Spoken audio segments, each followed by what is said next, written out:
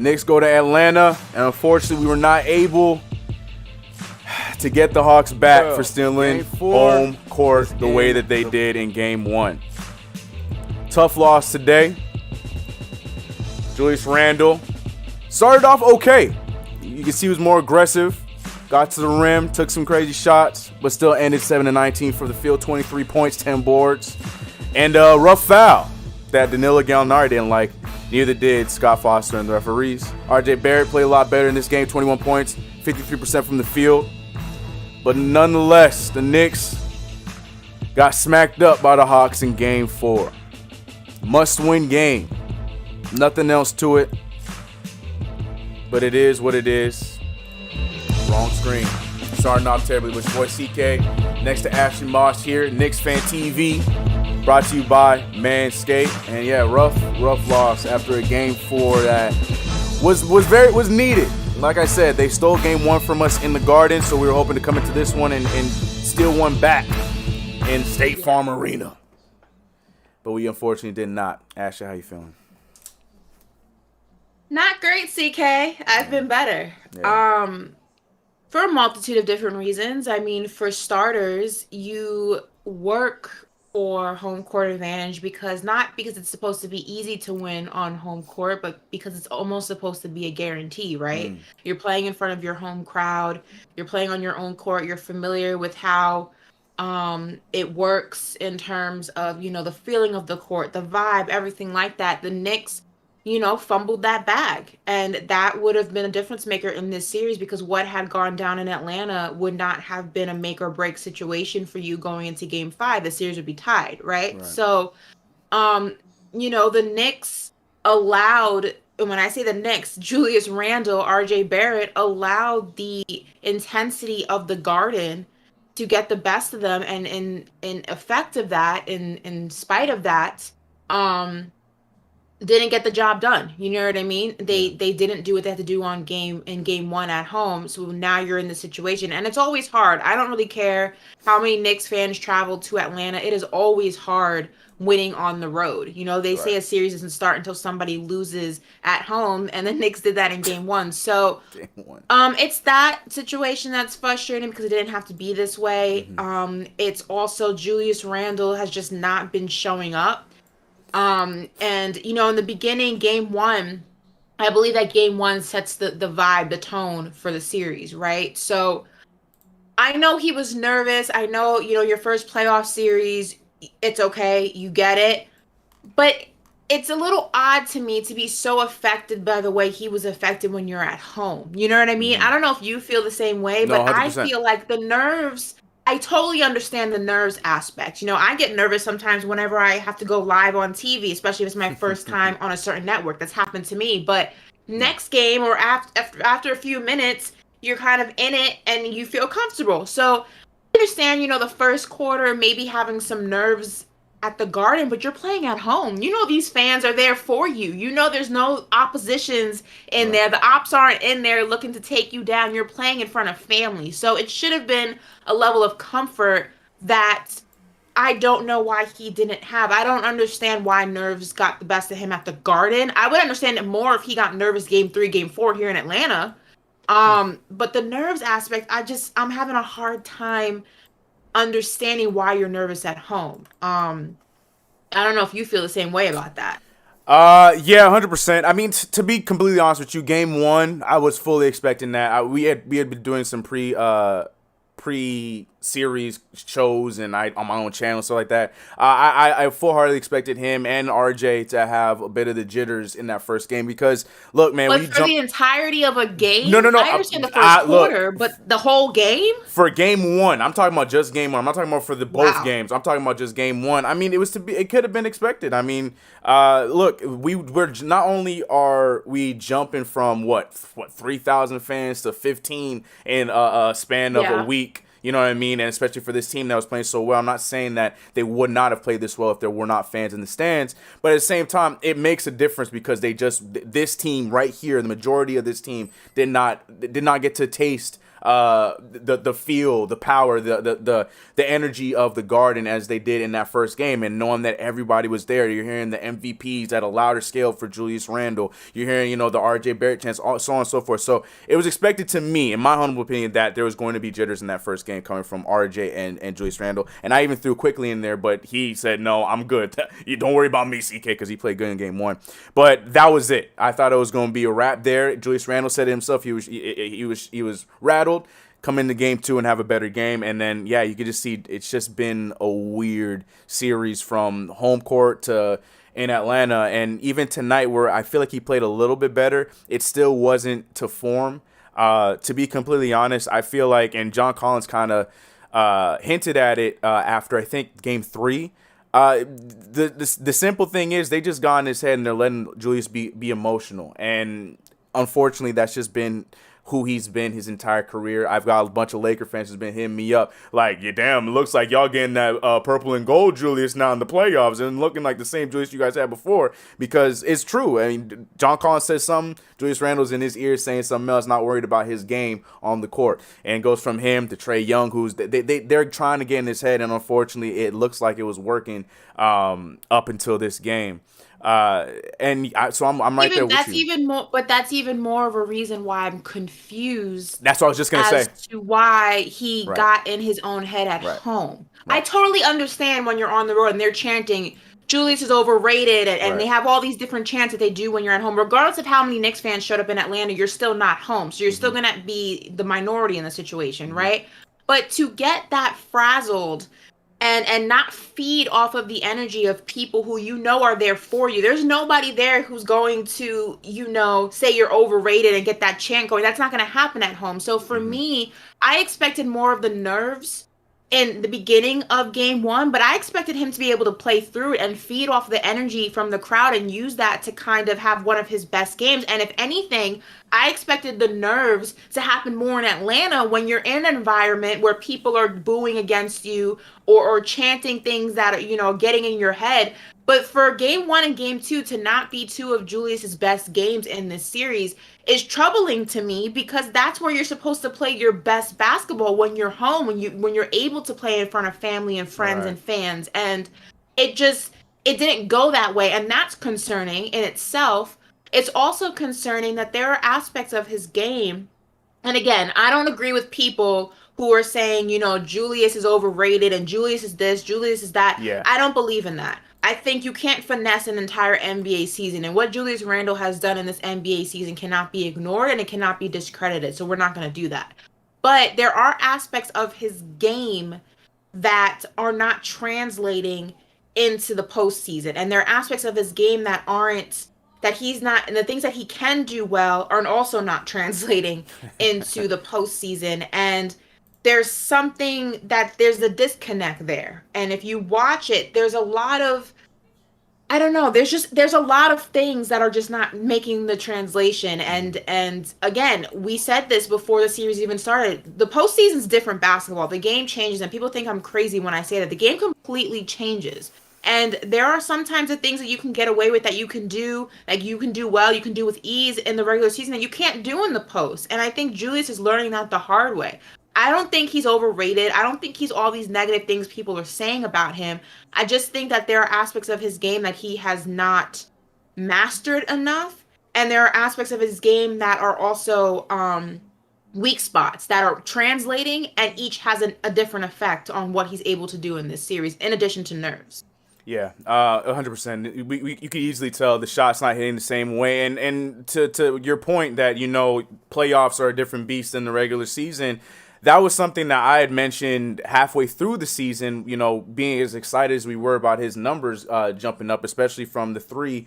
What worried me was I feel like he was trying so hard to not be the 2019, 2020 Julius Randle that he wasn't going to the rim as aggressively and as much as he did in the past of his career, that I felt like he almost was going to go away from that game ultimately coming into the playoffs, and I think we're seeing that right now. I've watched several possessions in this entire series where he's been switched on to guys like Trae Young, Kevin Huerter, and any of the smaller guys you want to mention, and even Danilo Gallinari, who all respect, I get it, but guys like those where he should be running them over and going to his Julius Randle special and just being a bully. And I feel like that's just something that I don't know if he's just having a hard time wiring it all together, that I can shoot and still be a bully Julius Randle. I don't know if he's having a hard time with that, but it feels like more times than not, he's not he's settling for the jump shot rather than going to one of his biggest strengths throughout his entire career, and that's getting to the damn rim. Because I really believe that that's something that would have helped us out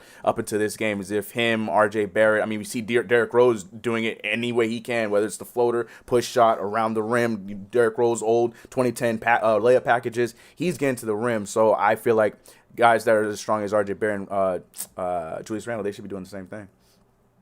Yeah, he's not playing big.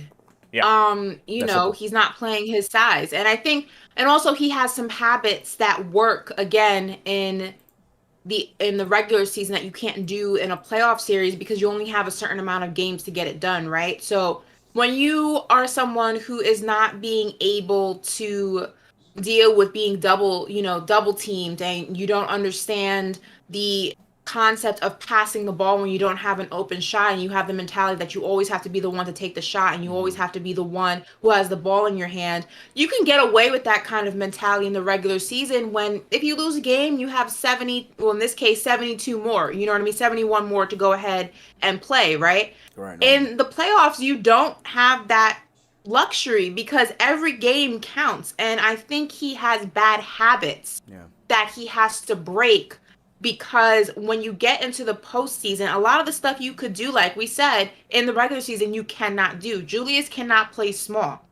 You cannot constantly have the ball in your hand when you're not the one with the hot hand. You can't constantly feel like you have to take the shot if you don't have the hot hand. You have to kick the ball out. You can't get frustrated by the double team. You can't go ahead and complain for every single call. You're not going to get calls. It's going to be very lopsided sometimes, as we can see. There are a lot of things that he was in bad habits of during the regular season that we spoke about, that we were frustrated about as fans, right? That have followed him into the postseason, that are now affecting him, and you're seeing it more in high definition because now it's on a national scale. And also you're seeing how it can affect a series versus having the cushion of an entire very long basketball season. And it is what it is right now. And it's hard to make that switch just from the regular season to the postseason. It's very hard to it's not a light switch. It's very, very hard to change that. And even one more up in the series, from game 2 to game 3, making that kind of switch, making those kind of, you're 100% correct there.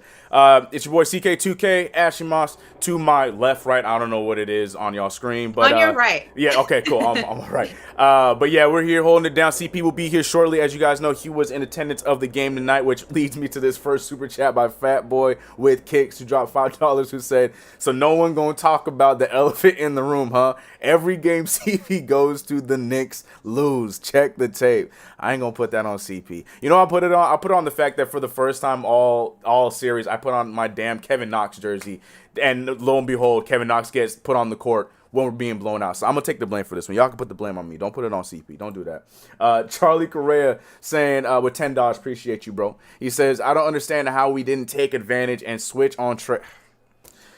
Sorry, I love this one. Sorry. "I don't understand how we didn't take advantage of and switch on Trae on offense to bully him and open up opportunities. We look so lost with no offensive plan." Yeah, I feel like we've been saying that. I feel a lot of people in the chats have been saying that since game 1.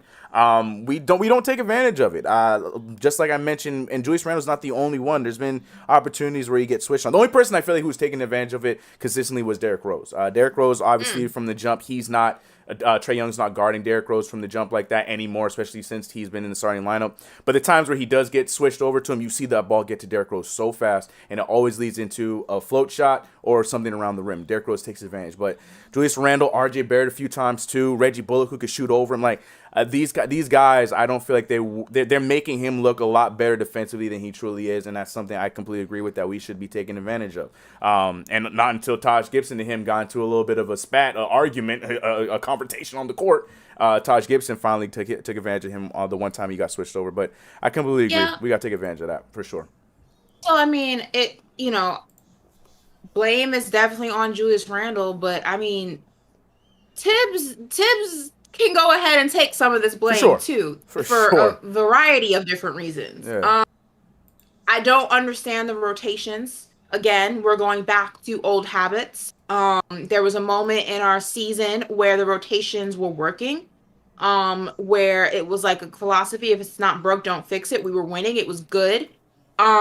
It's reminiscent of Tibbs in the beginning of the season, where it's like, what court are you looking at?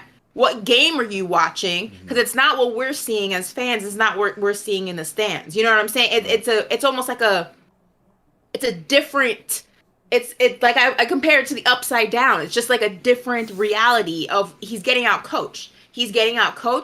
McMillan is making the adjustments. He's making, the plays are even better. And again, granted, we're in a deficiency in terms of talent. Let's make that very clear. We don't have nearly as much offensive talent as the Hawks do, but they're not nearly as good as a defensive team as we are. Knowing that, why are you letting guys out there chuck up long-range shots, 30-footers, things from the logo? Like, you guys don't have that kind of shooting power. What you should be doing is living in the paint, because they're not going to stop you. It's not in the make of their team. It's just not in their DNA. You should be living in the paint. You should be getting those floaters, those mid-range shots. You should be getting the easy layups. There's no reason Julius Randle, as big as he is, should be missing layups in the paint. You should be bullying those guys. You should be in there living there. They want to stop you. They got to foul you. Like, settling for the long range shots does two things. One, most of the time you're not going to make them because you don't have that type of power. You're not that type of team. Mm-hmm. And then two, all you're doing is making it easy for Atlanta because they know they don't have to foul you, because they're not even going to try to attempt to stop the shot, because 9 times out of 10 you're not going to make it. So the Knicks were really playing to the Hawks' strong suits and their weak spots. They're not a defensive team, but you're making them so they don't have to play defense, because you keep trying to win at their game instead of playing your game and making them come to you, and that's just not how you do it. So the Knicks, Tibbs included, did not help the situation. Tibbs did not help with his rotations. Julius Randle has been MIA. RJ Barrett, I love you, but I gotta give you the smoke as well. You haven't been showing up when need be. Today, it was a different situation. We got a little bit more glimpses of him, but for the most part, he's been missing in action. Derrick Rose has been playing 1-on-5 out there. This entire time, Derrick Rose has been playing by himself. For 4 games. One game off the bench, and then the last 3 as starter. It's been the Derrick Rose show, and that's it. Maybe a little sprinkle of somebody on the bench, and that's been it. You're 100% correct there. And yeah, I love that point. And the chat was snapping with you on your point, because when we settle for those jump shots, as you're seeing in the highlights right now, when we settle for those shots, and we don't take advantage of going to the paint. I understand they are Capella. Cool.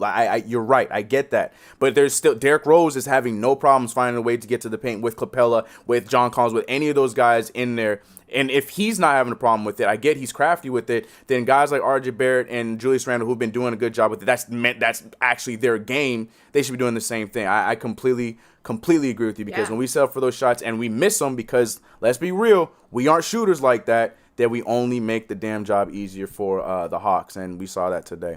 CP, I don't know if you were ready, but your camera's not up, but I got you here. But we just and you know what, though, while CP is getting ready, where you at, CP? It's baffling to me that you don't figure that out sooner. Mm-hmm. Because it's not like you haven't played teams like that this season. Mm-hmm. You know what I mean? It's not like you haven't played teams. Most of the teams you've played have been more offensively talented than you, because you just don't have that type of a roster. And you've seen outcomes when you try to play the game of a team that's more offensively talented than you. You've seen what that score usually looks like. Every time. 9 times out of 10 does not go in your favor.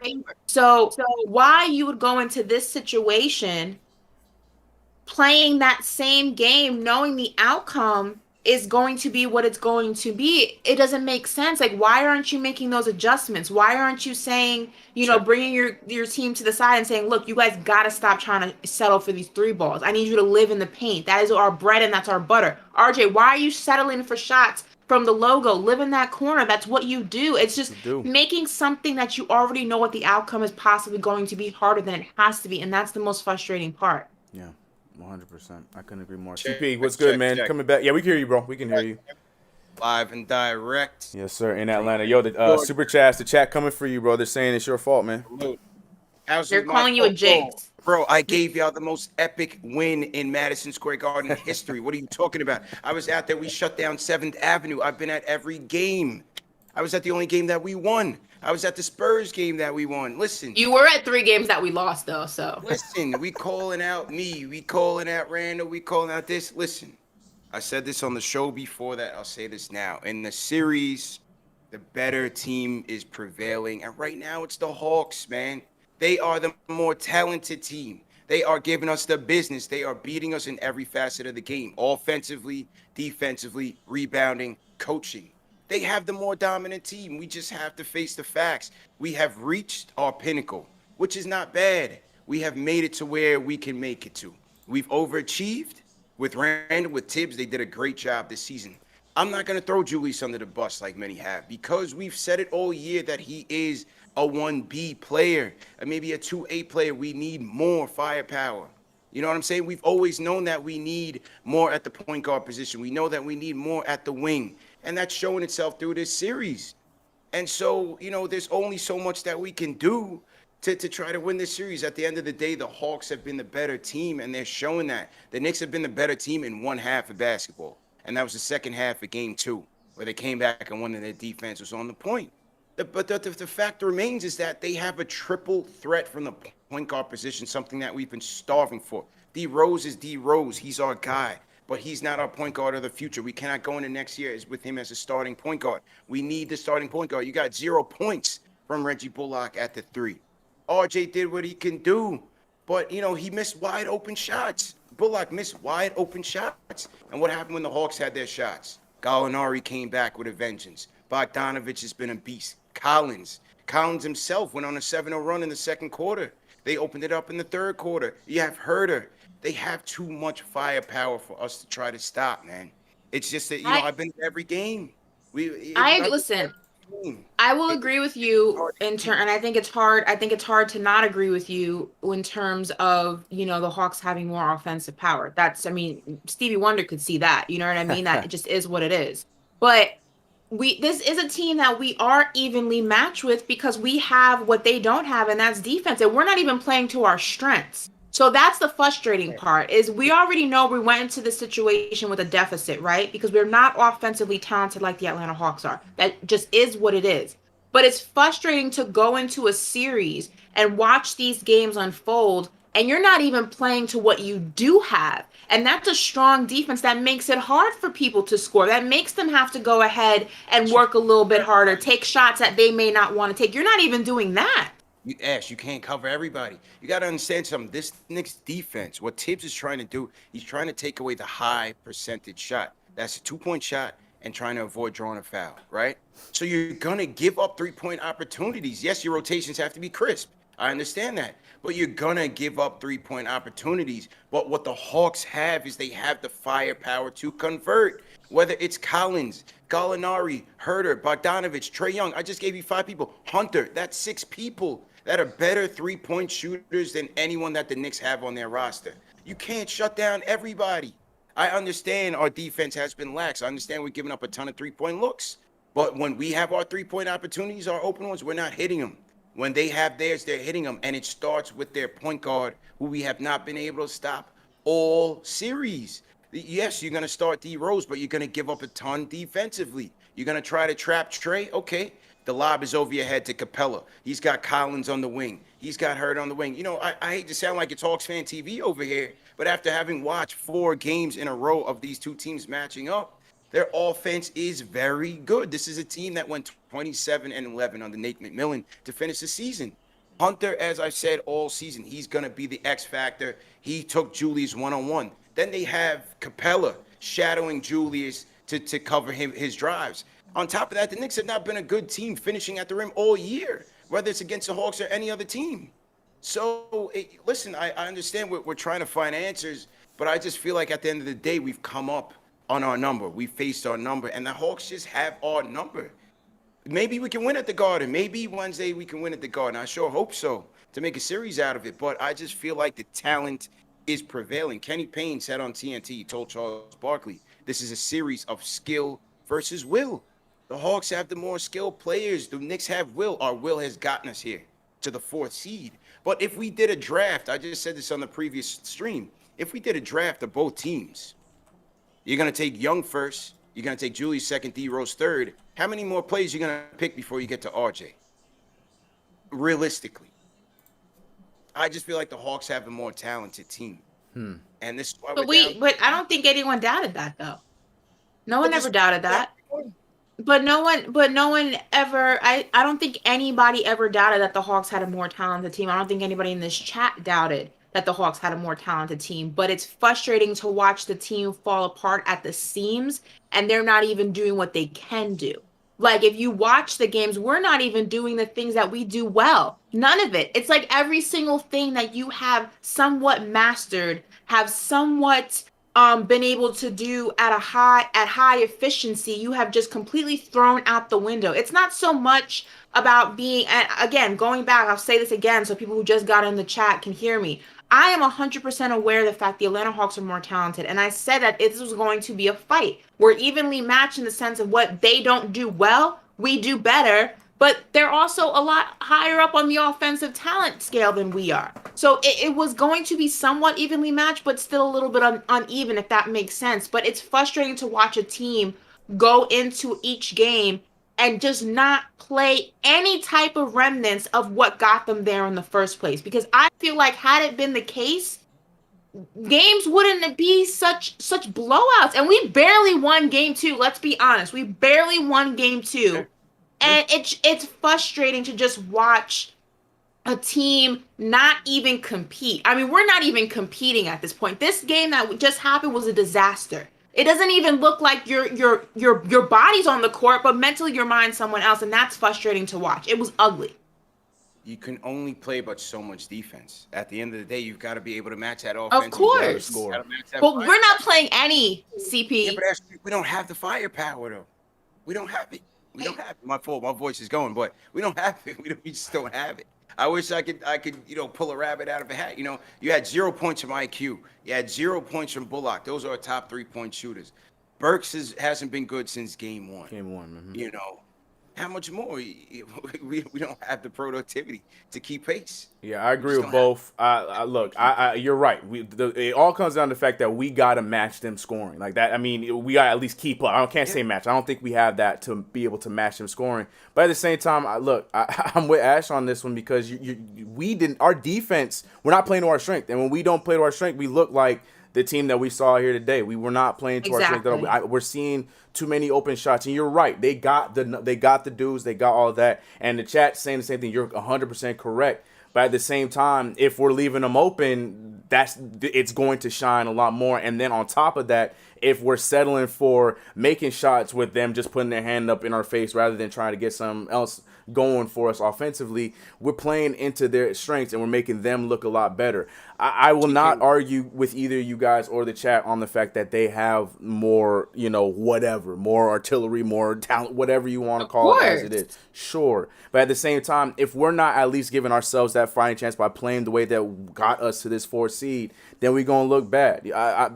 Sure, if we had, Reggie Bullock, I'm sorry, I can't give you a pass on this, but if we had more open shots and we were missing those, then this is a different conversation. But Reggie was probably one of the few guys that had a lot of those open shots that he was missing. But outside of that, we weren't getting open shots. We were settling for bad shots. Or when we got Trae Young on Julius Randle, we got Trae Young on RJ Barrett, we're settling for a mid-range shot over him rather than taking them to the rim, Capella there or not. So I just feel like one of the big thing, you're both right. I can't disagree with either of your guys' points, but the big thing here is if we're not playing to our strength, which has been our defense, which right now we look like a 28th overall defensive team, then we can't do nothing else. Well, scoring, everything else be damned. My thing is this. And salute to everybody in the chat once again. Hit that thumbs up on Free Squad. We look like frauds, is what we look like. We look like frauds. 657-383-1509. Phones are open. My point is this, though, CK. Right. And we're going to take calls in a second. My point is this.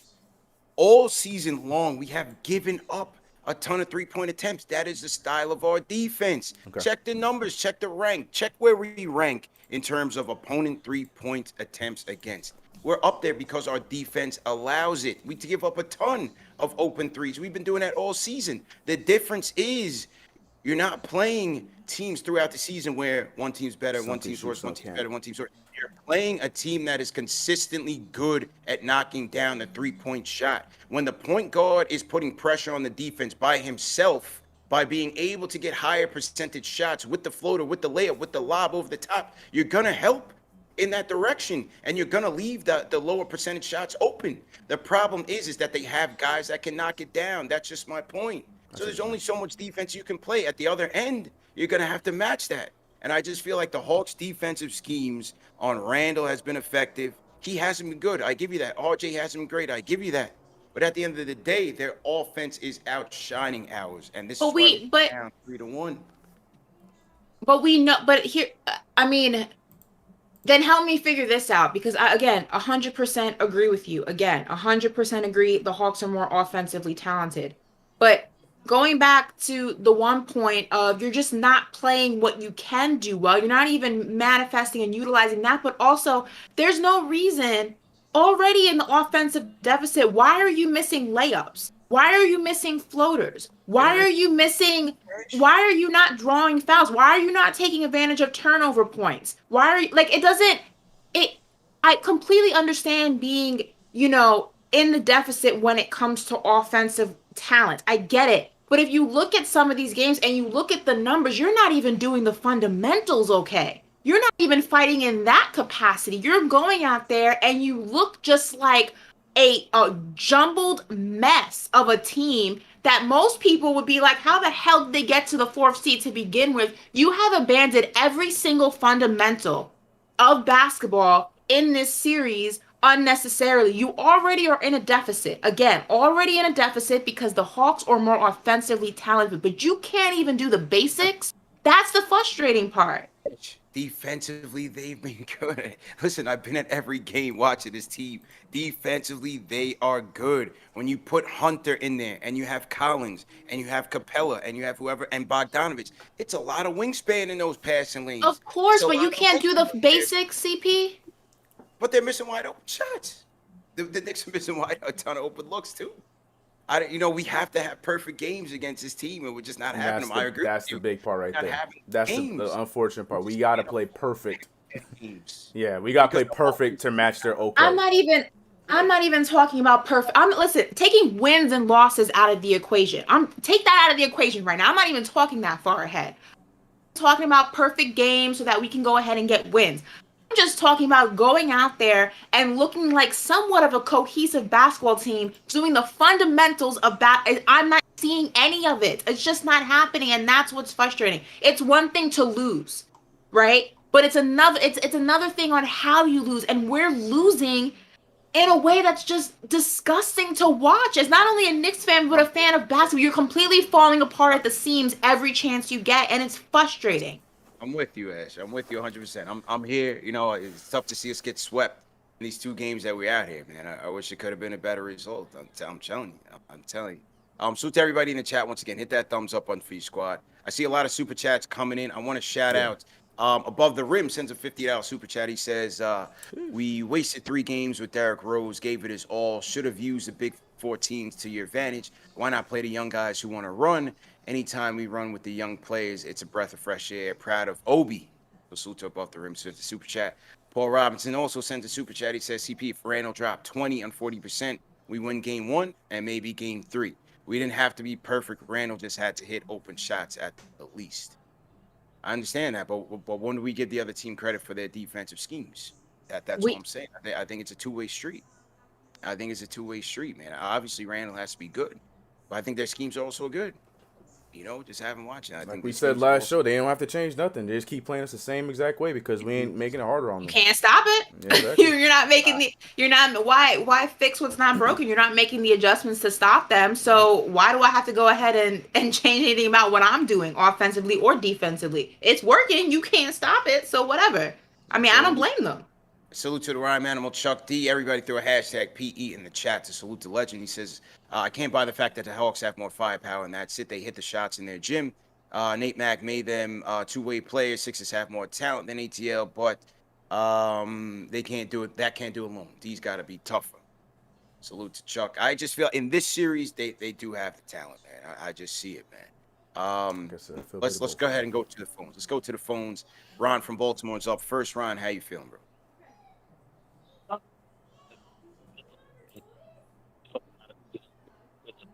Yeah. Yeah. I agree with you, CP. You got We played the same defense all year. They dropped defense, helped with the nail, and we've given up a lot of wide open threes all year in the regular season. Just banking on that. It's in and out. He's in and out. Yeah. Ron, hold on. Hang on, Ron. Hey, Ron, hang up and call back, and we'll get you right in there. Let's try Manny from Brooklyn. Manny, how you doing? Hold on. Hang on, Ron. Hey, Manny, you up? You got to turn down your volume, bro. Manny, you got to turn down your volume, bro. Yeah. Hello. Yeah, go ahead, bro. Turn down your background volume, bro. All right. In my opinion, D-Rose shouldn't start. Oh, I select the second unit, and Frank should start. In my opinion, Frank should start. That way you can hello? Yeah, you hear, bro. Yeah, that way Frank can take care of Trae Young, and then everybody can cover everybody else. I just don't feel Derrick Rose should be in the starting lineup, and let's up the whole second unit. He should be with that second unit. In my opinion, Frank should start, and I feel like he should get the start just to give us a chance, Just guard him. No, just guard him and make sure he doesn't score. Like that's it. Like I don't know what Tiz is doing, but he needs to do that for real, because that's the only way we can take this series and move on to the second round. I'm telling you, it really do that, really, and that's all I gotta say. Bye. Okay.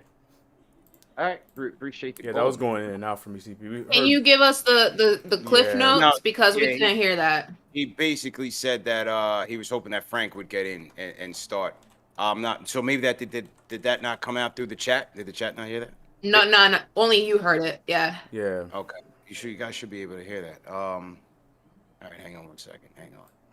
Yeah, basically he was saying that he thinks Frank should get the start. That's about all I got for With D-Rose. I mean, I don't really. Was hurt the second unit, but D-Rose came in plenty with that second unit, especially in the first quarter. So go ahead, Ash. What were you saying?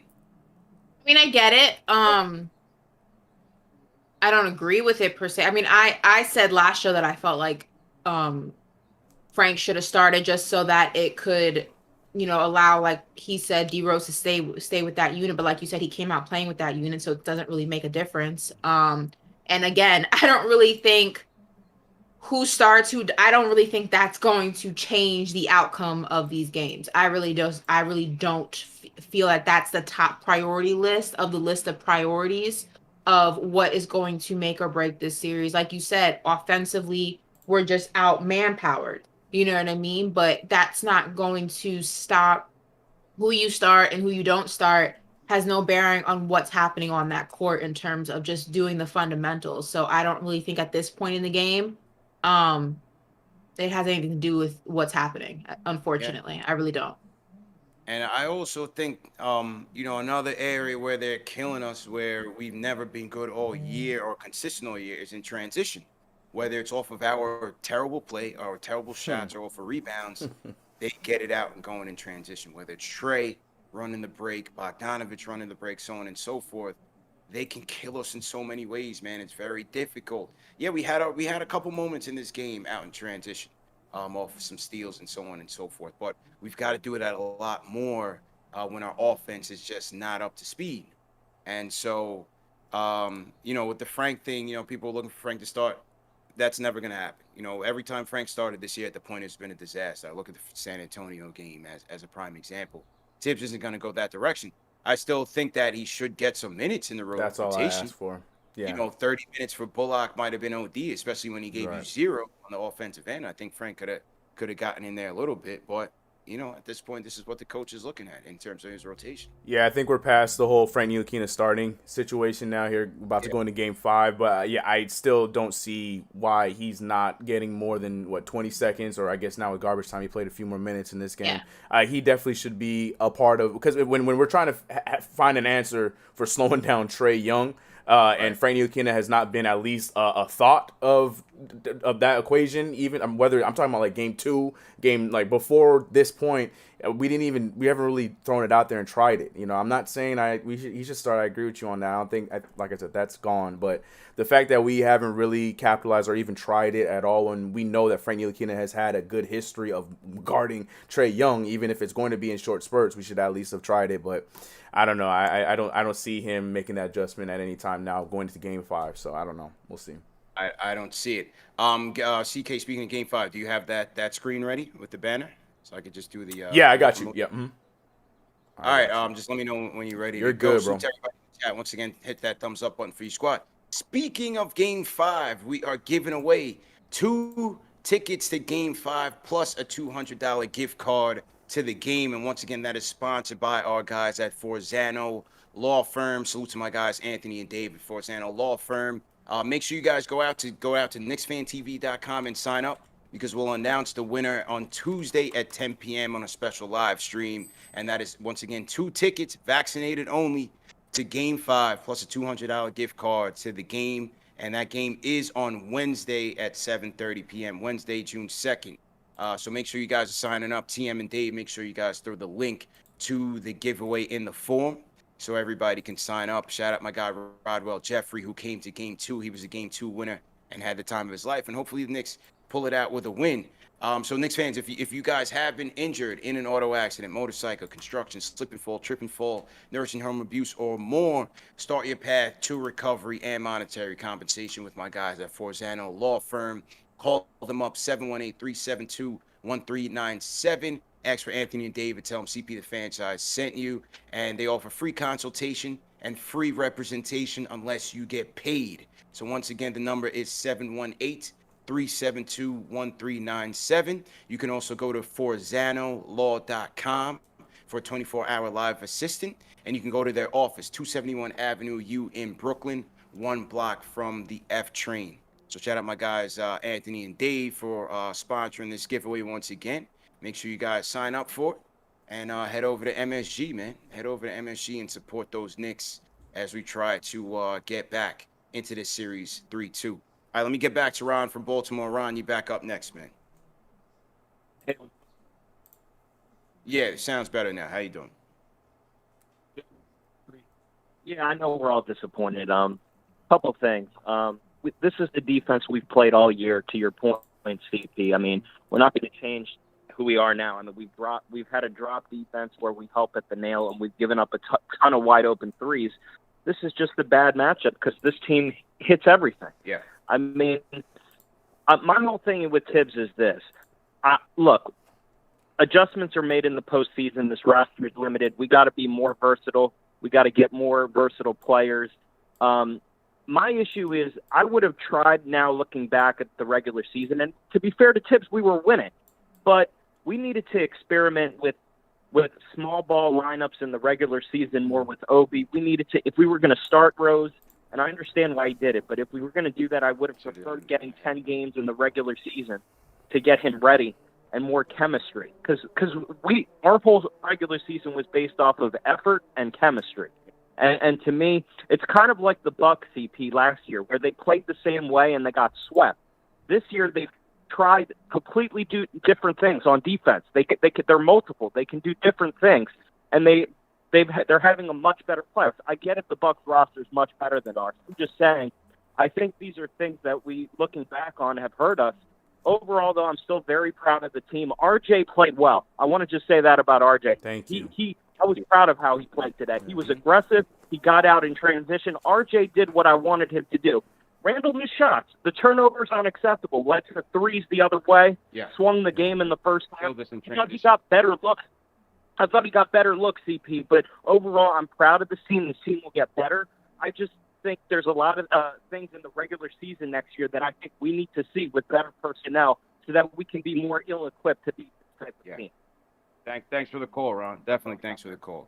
You know, somebody else had mentioned that, CK Nash. I was talking to somebody on the way to the game, and they had made the same point, like, you know, we should have tried to start Rose earlier in the season rather than now to see, you know, how we impact the rotation off the second unit and impact the chemistry. Maybe the COVID situation derailed that. Maybe they did have plans for that. I'm not sure. And maybe, you know, the fact that he did catch COVID kind of hurt those plans. And maybe, you know, he also said maybe putting Obi playing more small ball with Randall Obi, testing that out early in the season. Maybe that would have helped. So that's interesting points by Ron. What do you guys think about that? But I feel like Derrick Rose picked it up towards the end of that season where that whole, like, you're right, because when he first came back from COVID, like, you saw how it was affecting his game. But that turned around, I want to say, around probably March, end of March, going into April. No, I feel like what he's saying is putting him in the starting lineup. No, earlier. I'm agreeing, but I'm saying to your point. No, I'm to your point. If that to me, that's a weak excuse if that's the reason, because his game turned around towards the end of the season where they should have still been able to do what he had said and start him, especially if Elfrid Payton wasn't giving us anything the same way he hasn't been giving us anything in the playoffs, which got him benched. It should have been the same thing. So if that's their reason, if they're going to say the COVID thing, they're not sure if he could play. There was games where he was playing 35, 38, 30, you know, a lot of minutes towards the end of the season. So he could have done it, and they could have tried it out a lot sooner. I'm willing to take the answer because Alec Burks was gone, and, you know, they're still trying to figure out who would be the guy to hold it off on the bench, if it's going to be Quickly and Burks, if it can Quickly do it by himself, Quickly miss some games too. So if we're going to have that conversation, I guess, but even then, I feel like I completely agree with the caller. I think we all should agree with the caller that we wanted to see Derrick Rose come in the starting unit way sooner than Game 2 of the NBA playoffs. Yes, how about you? No, I mean, everything CK said I was gonna say, so it makes perfect sense to me. And I think also you're nitpicking. I think that's what you do when you're in this kind of a situation. You just kind of throw things against the wall and see what sticks. Yeah. I think, you know, in this series, it wouldn't have really made the biggest of difference. Like we've been saying, offensively, we're just outpowered. I think for me, though, and I'll keep saying it, whether people agree with it or not, it's just frustrating to me to just see the Knicks not do the fundamentals. It's just frustrating to see the Knicks go out there and just almost forget how to play basketball, it looks like. Like, it's one thing for me, you know, I don't have a problem with being, you know, outplayed in certain areas that I already kind of knew that the Knicks were going to struggle. And it's not a secret that offensively we're not a good team. It's not a secret. Like, we know it. Knicks fans know it. People who cover the media know it. Like, it is what it is. But there are things that this team has done well this entire season and does do well. They have strong points, and we haven't been utilizing those in the way that I feel like we could have. You know, and it's frustrating. So it kind of just is what it is. I don't know, you know, who starts first, who starts second, who starts third. That really wouldn't have made a difference in the grand scheme of things. The problems are so much deeper than that. So to everybody in the chat, once again, hit that thumbs up button for your squad. We got 1,100 people with us in that chat. I know a lot of the Hawks fans are in here getting Who are they? It is what it is. I ran into one of them on the street. People are telling me to jump sides. I had a Hawks fan recognize me before I recognized him. So he's been a fan of KnicksFanTV. Who knew?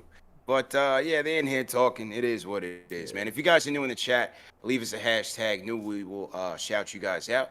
Definitely want to shout out some more super chats that have come in. Salute to got you open for the super chat. Brian Wilford says Tibbs proved he could get a mediocre team to the 4th seed. Now watch what happens when Rose upgrades the roster to the offseason. He wants Colin Sexton, CK. A lot of Colin Sextons flying around. Colin Sexton rumors flying around here. Okay. All right. No comment. He said no comment. No comment.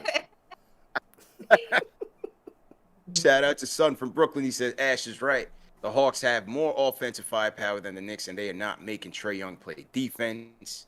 That I can definitely agree with. Yeah. Rhyme Animal Chuck D says our defense has been too forgiving and too soft to whistles, possibly fines, and fear of getting hard fouls, possible flagrants as a strategy. It's do or die now, so Adam Silver should get more NYK memos. Yeah, I do think that, man. It's very hard to get physical in today's game, Chuck, because they just call they review everything for a flagrant. Oh, And they bro, you can't even sneeze on Trae Young without him drawing a foul. It's annoying. Like, can't do anything, man. So it's hard, you know. Julius just got called for the offensive on the Collins one where he gave him a little elbow on the way up to the rim. You know, that was a nice foul for me, but for the refs, they called it the other way. I saw a tweet. I think I retweeted it. Somebody had tweeted out, why aren't we why aren't we bullying them? I don't know, something like that. And then she said, if we can't beat them one way, we got to beat them the other. Sorry, I'm a fan of the 90s. And me too. But that would just result in so many techs and turnovers and fouls. It would not go well for us. The deficit would just get even bigger. So, maybe in the 90s that would have worked. Yep. It's not going to work. You see in all these 2021, referees, it doesn't work. Yeah, you see how these referees treat us like it would not benefit us. We can't. You can't even bang them up like you want to. Like back in the day, if you were losing like this, it's like, all right, we starting to throw elbows now. Screw it. Like you can't even do that. But CP, you were in attendance, and it felt like at least in the first quarter. And I knew it wasn't going to last because I saw Scott Foster running back and forth on the court. But at least in that first quarter, being in attendance, like you saw that they were actually letting them play. I'm watching all these other games in the playoffs, and I'm seeing them get to play physical. I'm watching Utah and Memphis, and they're playing physical as hell on that series. And for the first quarter of this game, it felt like it was going to be our turn. Like we were going to get our chance to do the same thing. The fouls were being called, I thought, pretty evenly. They let us play physical, but then that all just went away. I don't know if it's because of the tempers. I don't know what was going on, but I think so. I think they were trying to control the game when tempers started flaring, but I thought they called it fairly evenly on both sides. You know what I mean? I think they called it fairly evenly on both sides. So I see my guy Will on the Discord. We're going to get to Will shortly, so Will, make sure you prepare yourself and unmute. A couple more super chats I want to shout out. Shout out my guy JD. JD was here Friday night. He said, shout out to the crew. When you were relying on Taj, she was on the couch to play big minutes and rose to carry you. It catches up with you. Last hope is win Game 5 and put all the pressure on ATL for 6. I definitely agree with JD there. And First Lady of Sports, thanks for the super chat, $10 super chat. She says, we need to let Trae get his shot. He was 4 for 14 shooting. We cannot allow them to make other players better. All right, so salute to the First Lady of Sports. All right, to the Discord we go. Will, what's going on, Will? You're up next. Yo, hey, what's going on, guys? How you guys doing? Good, man. What's good? Yo. Good. Listen, man. This series has been tough because it's supposed to be the best defense versus a good offense, and you kind of trying to, you kind of even out. At least that's how we hoped it was going to be. But it just seems that offensively, like at the end of the day, if you just have talent offensively, they're gonna make those shots, and they're gonna have you. It is what it is. But this is mostly surrounding Julius Randle, right? Now, I do not want to harp on Julius Randle because we wouldn't even be here if it wasn't for him, and that's clear. My only thing is it's clear he's not a number one player. All right. Now, I looked at the numbers, right? If you offer him a max extension, that's just around $27 million a year, which I don't mind giving Julius Randle. The issue is I feel like if you give Julius Randle that max contract, you're putting expectations, or at least the media is going to put expectations on him that I don't think that he can fulfill. Now, I could be wrong because I've been wrong again. If Julius Randle goes this offseason, comes back a beast, and starts averaging 27 points, 8 rebounds, 6, 7 assists, I'll take back all of that. But for me, I just think that we don't have that guy that has it. You know what it is. That guy that when it's hot, it's heavy, they're cool and collected. Julius Randle is great, but I don't think you can really count on him on high pressure situations. So if you're gonna, I just want Leon Rose and them to be smart with the money. Give Julius Randle maybe a little bit underneath the max, 25. It's like 2 million short, about 10 millions overall. I think if they and do, then we'll see what happens. I think if they were able to give him a max under this current deal, I think it would start at like 26. A lot of people are scared of the max because they're thinking it's like upwards of 30, 40 mil. It may not get that high. If he does, I don't want it over 30. Now, they have the team option for him, but if they were to negotiate it and give it to him now, it'd be around 26. That's not a bad deal. That's a cheap deal. That's not bad. That's not a cheap bad. deal. That's the over top 30, 40. I don't want to lock up the cap space. That's all I'm Right. saying. Nothing over 30. If it's under 30, Right. I'm cool. Over 30, we ain't doing that. Like, come on, Julius. Let's try to work something out. Agreed. So I'm going to let y'all go. Y'all be Appreciate good, you, all bro. right? Appreciate you. All right, man. Appreciate you. Yeah, Ash and Chris, CK, a lot of talk on the max contract, man. Of course. Everybody looking towards the future, man, based on what's happening right now. Well, I don't know. What are you guys thinking right now? I know people are saying Randall's overrated, Randall's this, Randall's that. I think that to gauge a player's contribution and importance to a team based on a playoff series is unfair. I mean, the guy said it best. We would not be in this position if it were not for Julius Randle. I mean, he's had an incredible season. This is his first time in the postseason. Again, not making excuses for him in that capacity because I feel like nerves, are a one-game thing, not an entire series thing. You know what I mean? The nerves don't last an entire series. So he has things he has to work on. He has things that he needs to go ahead and perfect and also just completely rid from his game that will be better suited in a playoff series.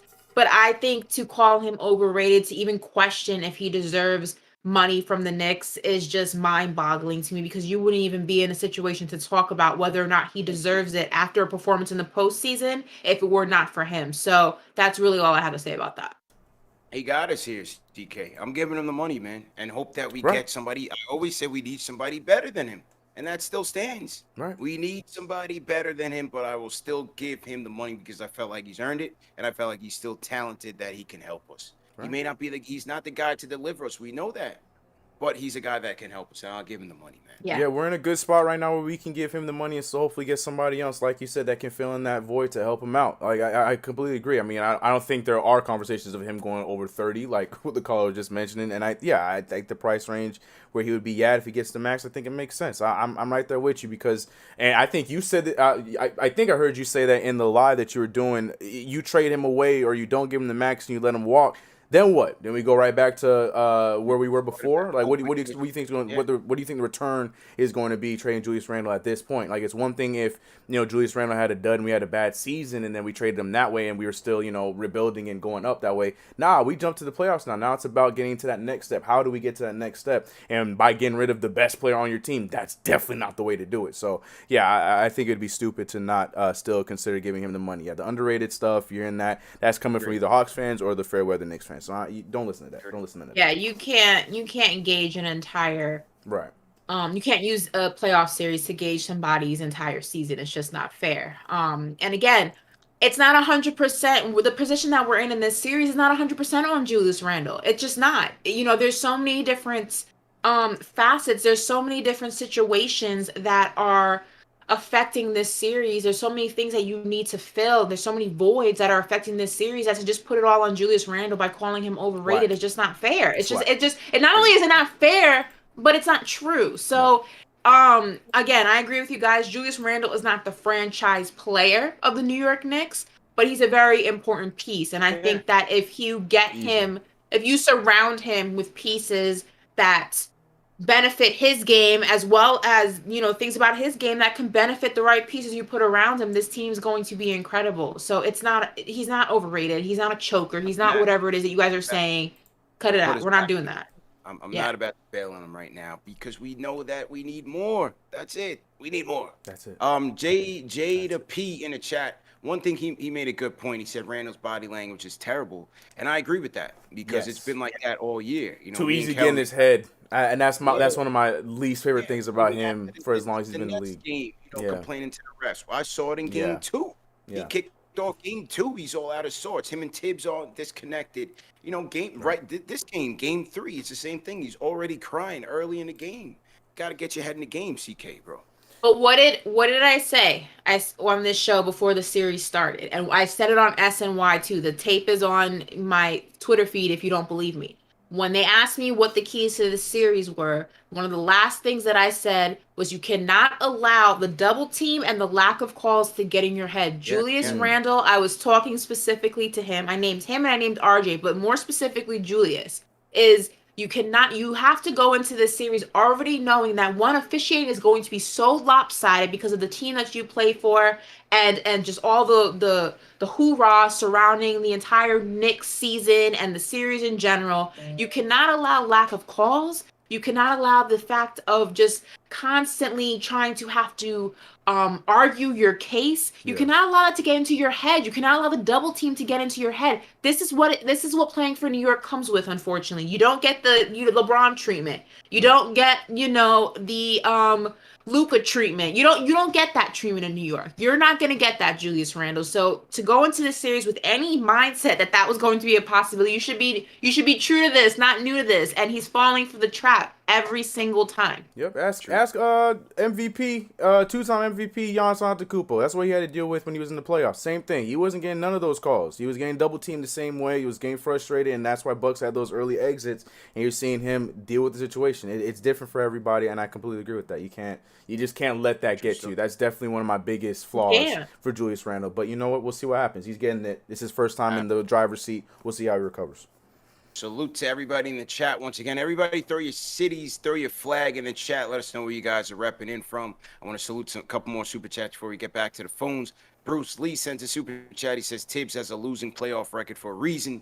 Tibbs burns out players. Knicks look tired. Tibbs did the same thing in Minnesota. Alyssa Calendar says What? A one player. Yeah. What? You talking to me? Yes? You respond? Yeah. That chat. I don't. That what sense? First of all, it's the postseason. Everybody's tired. It's been a long season. People are finding things, Ash. That's all it is. It's been a long season. Everybody's tired. That has nothing to do with anything. Everyone's tired. It is. We lose a game, 1 + 1 = 85. They just looking for things, man. It ain't nothing. CK and Ash, just stop your chats. If people are throwing their cities in there, just stop your chats so we can shout them out in a second. Alyssa Calendar sends a super chat, says, a 1B player, second-year rookie, and 3 bench players as starters. They are just better. Highlight meeting CP at the ticket scanner. Oh, salute to Alyssa, man. I remember Alyssa. Shout out to Alyssa for sure, and everybody that came through the Hudson Grill both Friday night and today. It was a great time, man. We had a great outing. Rant Berman of the Post came through. He didn't come through, but I ran into him outside of Hudson Grill today. So shout out Berman. And then he promoted the event on Twitter. So that was a good look by him. Rhyme Animal Chuck D says Trey is untouched and too shiny after the games. That I could definitely agree with. You know, we just haven't made him work. But I hate it. 3-1. We'll see what happens. You can't touch him without getting a foul called on you, so it's kind of hard. True story, man. All right, I want to go rapid fire phones. Let's go to Eugene in Brooklyn. Eugene, what's going on? What up, bro? All of the Knicks fans out. We shouldn't even be here, but we here, and we're gonna keep pushing. The series is not over. And Ash, I fully feel you. I hear you. But at the end of the day, experience matters. Experience matters. The only person who's playing well right now is the person who has experience in these moments.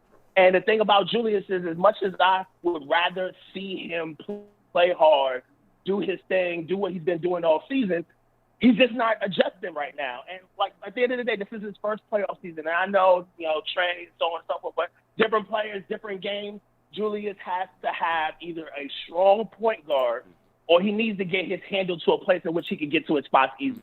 And those two things did not happen. So salute to Rose for putting it all on the line. We wouldn't be here without him. Tibbs, I know you need to do some type of adjustments in the game. We just got to get better from you. I love RJ, but I think Ja would have been a great fit on this team, man. I think he would have been a perfect fit on this team. CP, I was the one who talked to you about taking Rose out, putting him in early instead of throwing him in, at the last minute, because we could have, EP played terrible for like 10 games. Yeah. Before we actually, made the decision to kind of pull him out. So look, keep your hand up, Nick. We good. Hopefully they touch up Trey a little bit. Look, especially towards the end of the game, if we're not winning, he better get touched at least once or twice. Just to make him remind him that next year we come home. And keep your head up, guys. We got it. Yes, sir. So my guy Eugene, man. Eugene was part of the Hudson Grill crew by way of the Bay, by way of Brooklyn, but he's out in the Bay, but down here in ATL with us, man. So salute to my guy Eugene for sure, man. I will say, if I can just respond to that real quick. Mm-hmm. Yeah, go ahead, Ash. Go ahead. I think experience mattered in the old NBA. I think the game has changed so drastically that talent matters more than experience these days. I think if you look at the Atlanta Hawks, no experience, Trae Young. You look at what Memphis is doing with Utah, no experience. You look at Luka, barely any experience. I mean, you look at what's going on across the league, and I think that the just abundance of talent coming from these guys, whether it's one guy, two guys, or the team as a whole, overrides experience. Because if you look at teams like the Clippers, you look at some of the other teams that have the experience, they're struggling against some of these younger guys. I feel like talent overrides experience in the way that the league is constructed now. I think back in the day, it didn't matter how talented you are sometimes. It had to do with the experience. Had you been there before? Were you able to play under the pressure, the bright lights, all the eyes of, national TV exposure, things like that? I don't know if that is the case anymore. I think it helps. Obviously, experience helps. I don't know if that is the difference maker in teams advancing anymore. I think it's strictly, or I think it's mostly nowadays the talent. At least that's how I feel. I see it as a bit of both. Obviously D Rose, being battle tested, being the former MVP, he's showing that on the court. And on the flip side with the Hawks, I think their talent is showing out as well. They don't have as much experience as we do. Trae Young is in his first season. Bogdanovich in his first postseason. Gallinari, yeah, he's been there in and out. He's showing out for them for sure. John Collins is in his first joint. Herder's, their talent is showing out as well. So I think it's a combination of both, for sure. Let's salute some people in chat, man. I want to salute D Moore checking in from Mount Vernon. What's going on, D Moore? We got Nino Black down here in ATL. We have Julius Randall checking in from Dallas, Texas. Julius, what's going on? Tough game for you. Bruce Davis checking in Portland, Oregon in the building. We got Rochester, NY, DA Hunter. How you feeling? Shout out Andre Beckford from Claremont, Florida. Andre, how you feeling? Chris Foreman from the BX. We have Fedor Konyashenkov checking in from Spain. Johnny Johnny Motathon checking in from France. What's going on, France? How you feeling? And shout out my guy LaShawn Paul Lash. He's actually my cousin. He's sitting on the couch right here watching Laker game. Checking in from Dallas. Represent JA. Salute to my cousin. CK, who you want to shout out, bro? Shouting out a fellow Californian right now that's out here repping the West. We got Brian Green. I see you, Pasadena, for sure. Going down a little bit, I would say South Memphis. Jonathan S. You rocking with us, not rocking with y'all. We appreciate you. Esco from H-Town. Let's go. Man, Randy from Hackensack. Why is that sound? Where's Hackensack? Where's that? New Jersey. Yeah. No wonder I forgot about it. I see my man Born. We're with him now. No, I see my man Born Branded from Elmhurst, Queens. Yeah, shout out to everybody in the chat. Shout out to CK Crew too. I see y'all in there. I see y'all. Yeah, man. Ash, who you want to shout out? I'm laughing at the Jersey slander. They're gonna get you, CK. Jersey does not play about theirs. To tell you that much. Whatever. But I paid my dues in Jersey before I moved out to California. All right, okay, leave me alone. Well, I'm not gonna clown you, New Jersey. What's up? Shout out to New Zealand in the building, Saudi Arabia in the building, Melbourne in the building, Australia. Obviously, the whole tri-state. Shout out to New York City. Shout out to Westchester. The BX in the building. Connecticut in the building. I see Atlanta in the chat, but I'm not gonna say whatever. Hi. Shout out to Panama. Shout out to Barbados. CK and I know what time it is over there. Shout out to France as well, the DMV. Shout out to everyone in the building. We appreciate you guys rocking with us. All 1,200 of you, I think I'm looking at. Yeah, roughly. So Everybody in Europe rocking a salute, man. Salute to Ghetto Clownfish checking in from Christa Church, New Zealand. All right, getting laid out there. So salute all our family in Australia, New Zealand as well. Shout out Joaquin Quiroga checking in from Argentina. All right, and we got Bengals UK checking in as well. So salute to everybody. All right, back to the phones we go. Josh from wild, bro. ATL. Josh, how you feeling? What you say, CK? The chat's funny.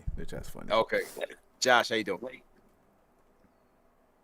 Doing today. Hope all is well. I apologize on the front end if you guys respond to me. I can't really hear you, but no problem. Either way, just wanted to quickly mention I went to both game 3 and 4 just living here in Atlanta. I had all my Knicks gear on, and one thing I want to go ahead and debunk right now. I know we were talking about Atlanta being MSG South. I'll tell you one thing, man, those Hawks fans definitely showed up and they gave it to me as I was was coming in and leaving. So I wasn't too happy about that. But as far as the game, CPU hit all the points that I wanted to actually talk about, man. The Hawks, they got it together. The Hawks got it together, man, with Trae Young just being as dangerous as he is and the role players stepping up. They what you said earlier, they got our number, and that's definitely the truth. It doesn't matter if we start for Peyton at the 1, Derrick Rose at the 1, Ntilikina at the 1. That pick and roll is lethal. I mean, it's either going to be the floater, the lob, or they're kicking it out to a shooter, and those shooters are knocking it down. So, I mean, hopefully they come out on Wednesday and, show some effort. But, I mean, we had a great season. I love that we're here, but it is what it is at this point. Secondly, I just wanted to go ahead and touch on another thing.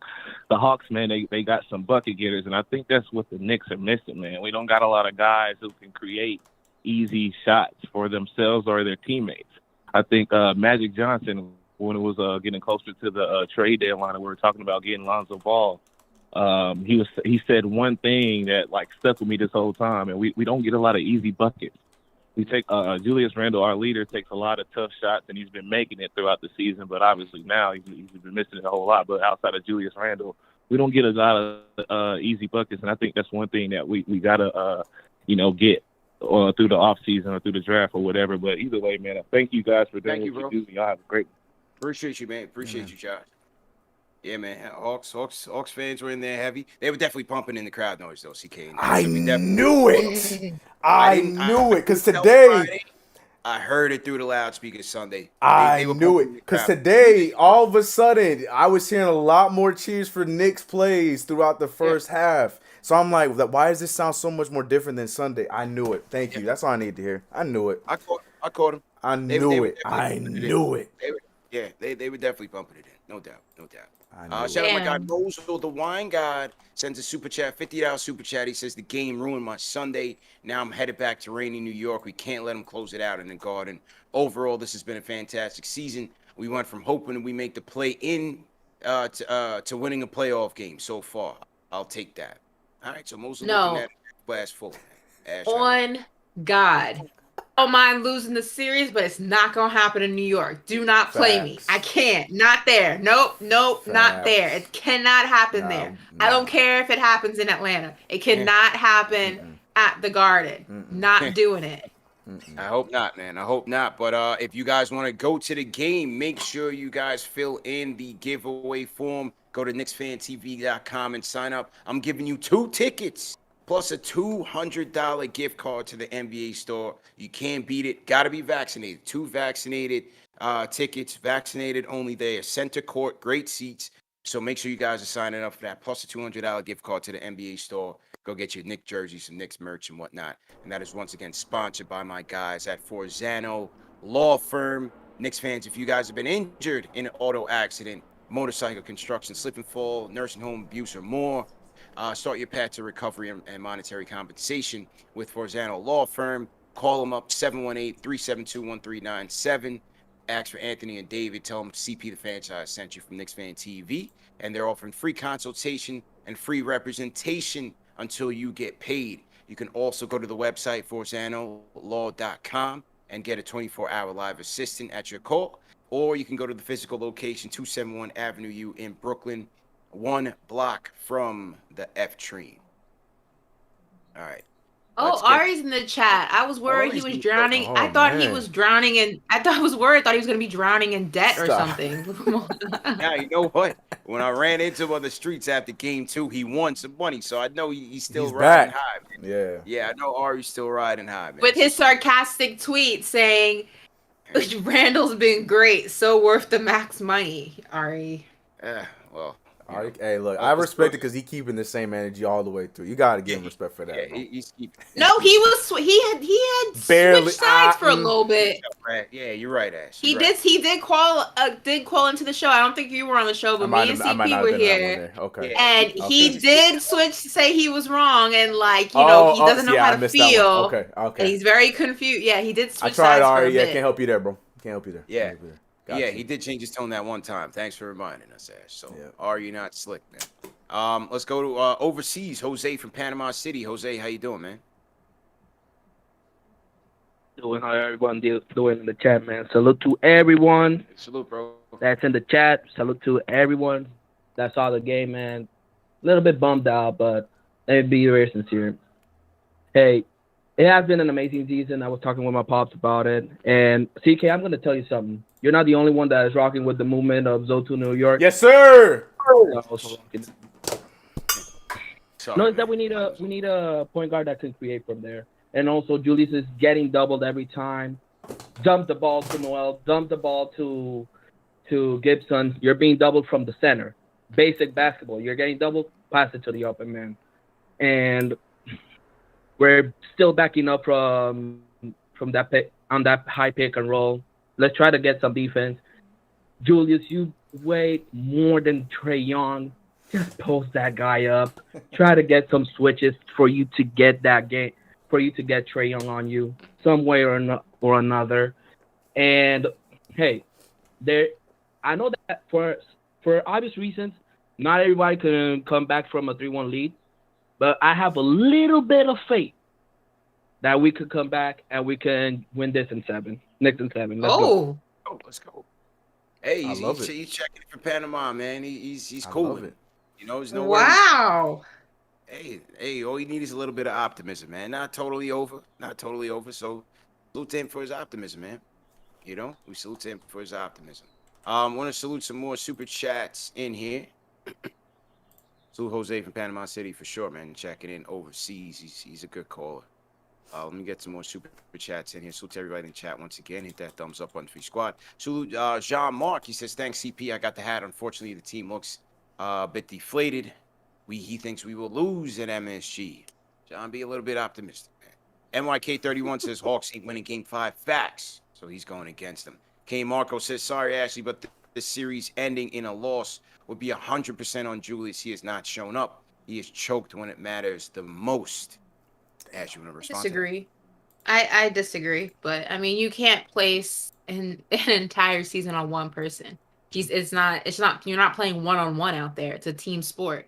There's 4 of the guys on the court. One guy's not to blame, and his name is Derrick Rose. Everybody else is up for the smoke. So, and actually, I'll give Burks a pass as well because he's actually been doing something. Everyone else is up for the smoke, and Tibbs included. Like, I'm not saying I'm not gonna go ahead and put 100% of the blame on one guy. That's crazy. Fair enough. Tion Henry sends a super chat, says, we're learning that there's levels to this game. We'll definitely learn from this experience and be better from it. Shout out to Tay Clay checking in from San Antonio. He says, emotional fans need to stop. The fact is, Trae is a better star than Randall is. At this point, no offense to Randall, it will take time. The Knicks are coming. Knicks and Dime sends a super chat as well. Says, people forget that we weren't even supposed to be here. This is the type of season we were looking to build on. This is progress. # New York forever. Shout out to Simon Barr, who sends a super chat, says we need to defend differently, throw immediate double team on Trae, take the ball out of his hands, and force someone else to make their decisions. All right.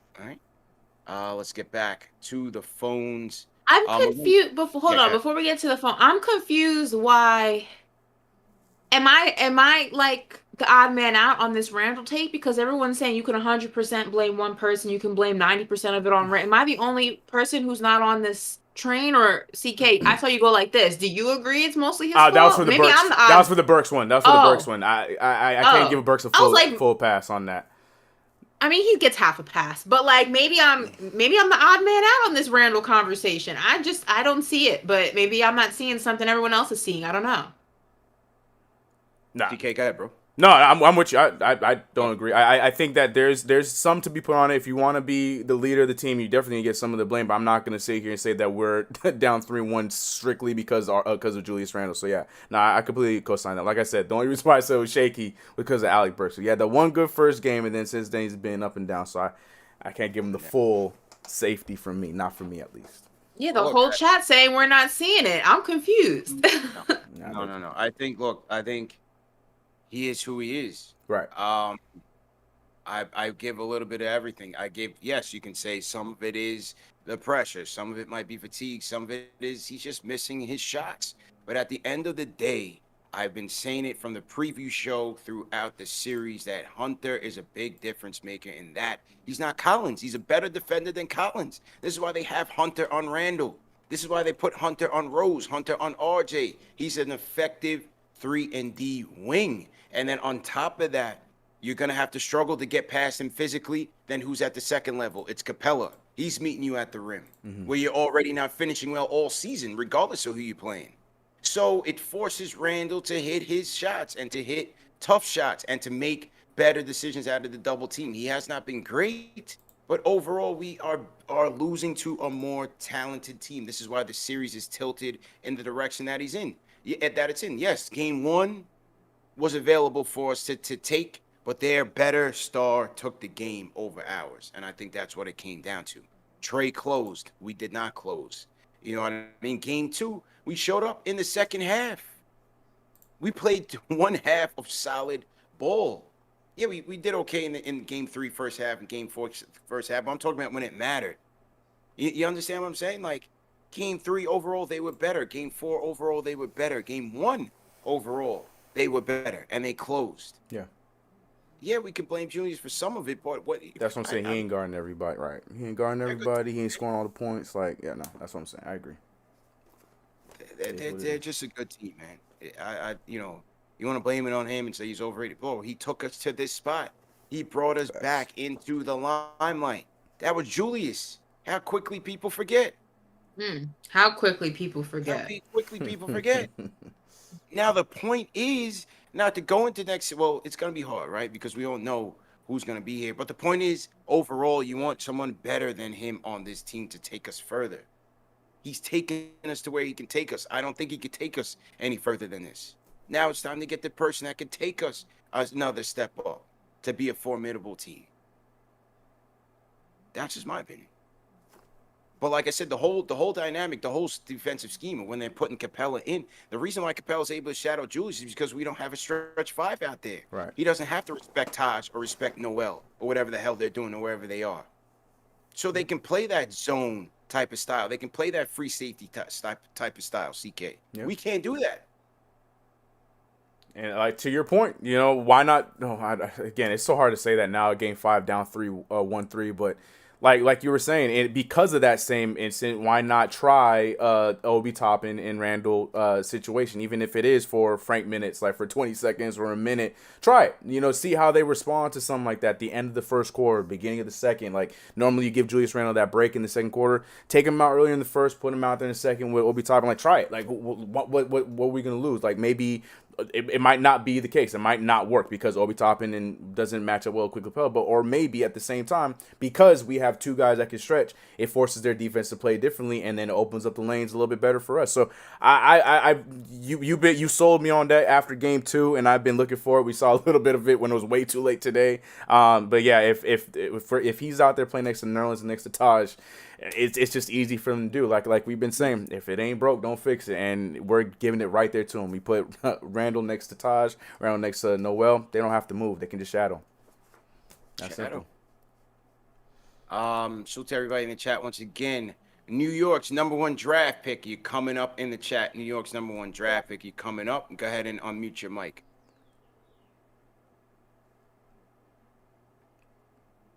New York's #1 draft pick. Going once. It's unmuted. There you are. What's up, bro? Can you hear me? Loud and clear. Go ahead. Yo, CP, Ashley, CK, throw that thumbs up for your squad. What up, y'all? Nice seeing y'all. Nice seeing CP, the artist, Papa Left, J Boogie in the flesh. The community is official, having everybody out there in Atlanta representing. But man, let me tell you, that was torture. Seeing that whole second half was torture. You guys at home just relaxing. You guys can just, grab a drink after that and call it a day. But man, us out at the game had to see Atlanta fans celebrating, doing their thing, swag surfing in the arena. I wanted to join in for a bit, but nah, I was too sad for that. But all in all, we've had a great season. And that's all you can ask for. I mean, I wish we could do what we've been doing. I wish we could do better than what we're doing. Hopefully, we come with a stronger game on Wednesday. I think it is next game. But Wednesday, I hope we come back with a stronger game. But I mean, a few things. I mean, Reggie Bullock hasn't really been there for us. He's talked a big game. But he hasn't really been in there for us. And another thing, Trae Young had like 3 fouls in the first half, and Tibbs failed to go at him with the try to get him in foul trouble. I mean, we needed to do that to get their first offensive weapon out of the game, because we were lacking there. And I mean, I don't know what else to say, but it was good. It's been a good season. Hopefully, we come back stronger. Appreciate it, bro. No problem. I'll see y'all later. Thanks a lot. All right, bye. Yeah, I mean, Bullock 34 minutes and only shooting 3 threes. That's the regular season Bullock that you didn't really like. Obviously, you want to see him hit him, but you want to see more volume there. You just didn't get enough. Knicks overall shot 30% from 3, 9 to 29 from downtown. Hawks 38%, 15 to 39. Game 3, they shot 60% from 3. How you gonna beat that? I don't see how you're gonna beat that, man. I was saying primarily just, for him to be playing all those minutes because he's, following Trae Young around. And tonight wasn't the night where he was doing that as well as he has been in last year. I'm not saying a lot because Trae Young was still been in his bag. But to play all those minutes and, like you said, not hit your shots, and then on top of that, not slow down Trae Young at all, you got to switch something up there. Try something else because it wasn't it tonight. It is tough. I thought I saw Papa Left in the chat. I heard him and J Boogie were together. Yo, Papa Left was wilding on them Hawks fans game 3. Yeah, he was I told him you gotta be careful in the A. That's a different kind of crazy. Right, for that's real. Not New York. Listen, that's not New York. They don't have the same laws in ATL. Yeah, real, bro. Man was wilding on them boys. MSG energy in the ATL, man. You gotta be careful out there. That does not correlate the same way in the A, my man. You gotta. What's it say? You got too much dip on your chip, man. You gotta relax. You got too much dip on your chip, young fella. You came in hot ass. You know what I mean? Back to the gotta relax. Les from Brooklyn. Les, how you doing? Les from the Bronx, NY. Yeah, bro. Les, how you feeling, Les? That's what I figured, man. This is OG Les. What's going on, bro? Yeah, Snorlax Les.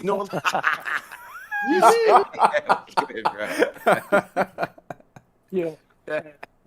What's going on, y'all?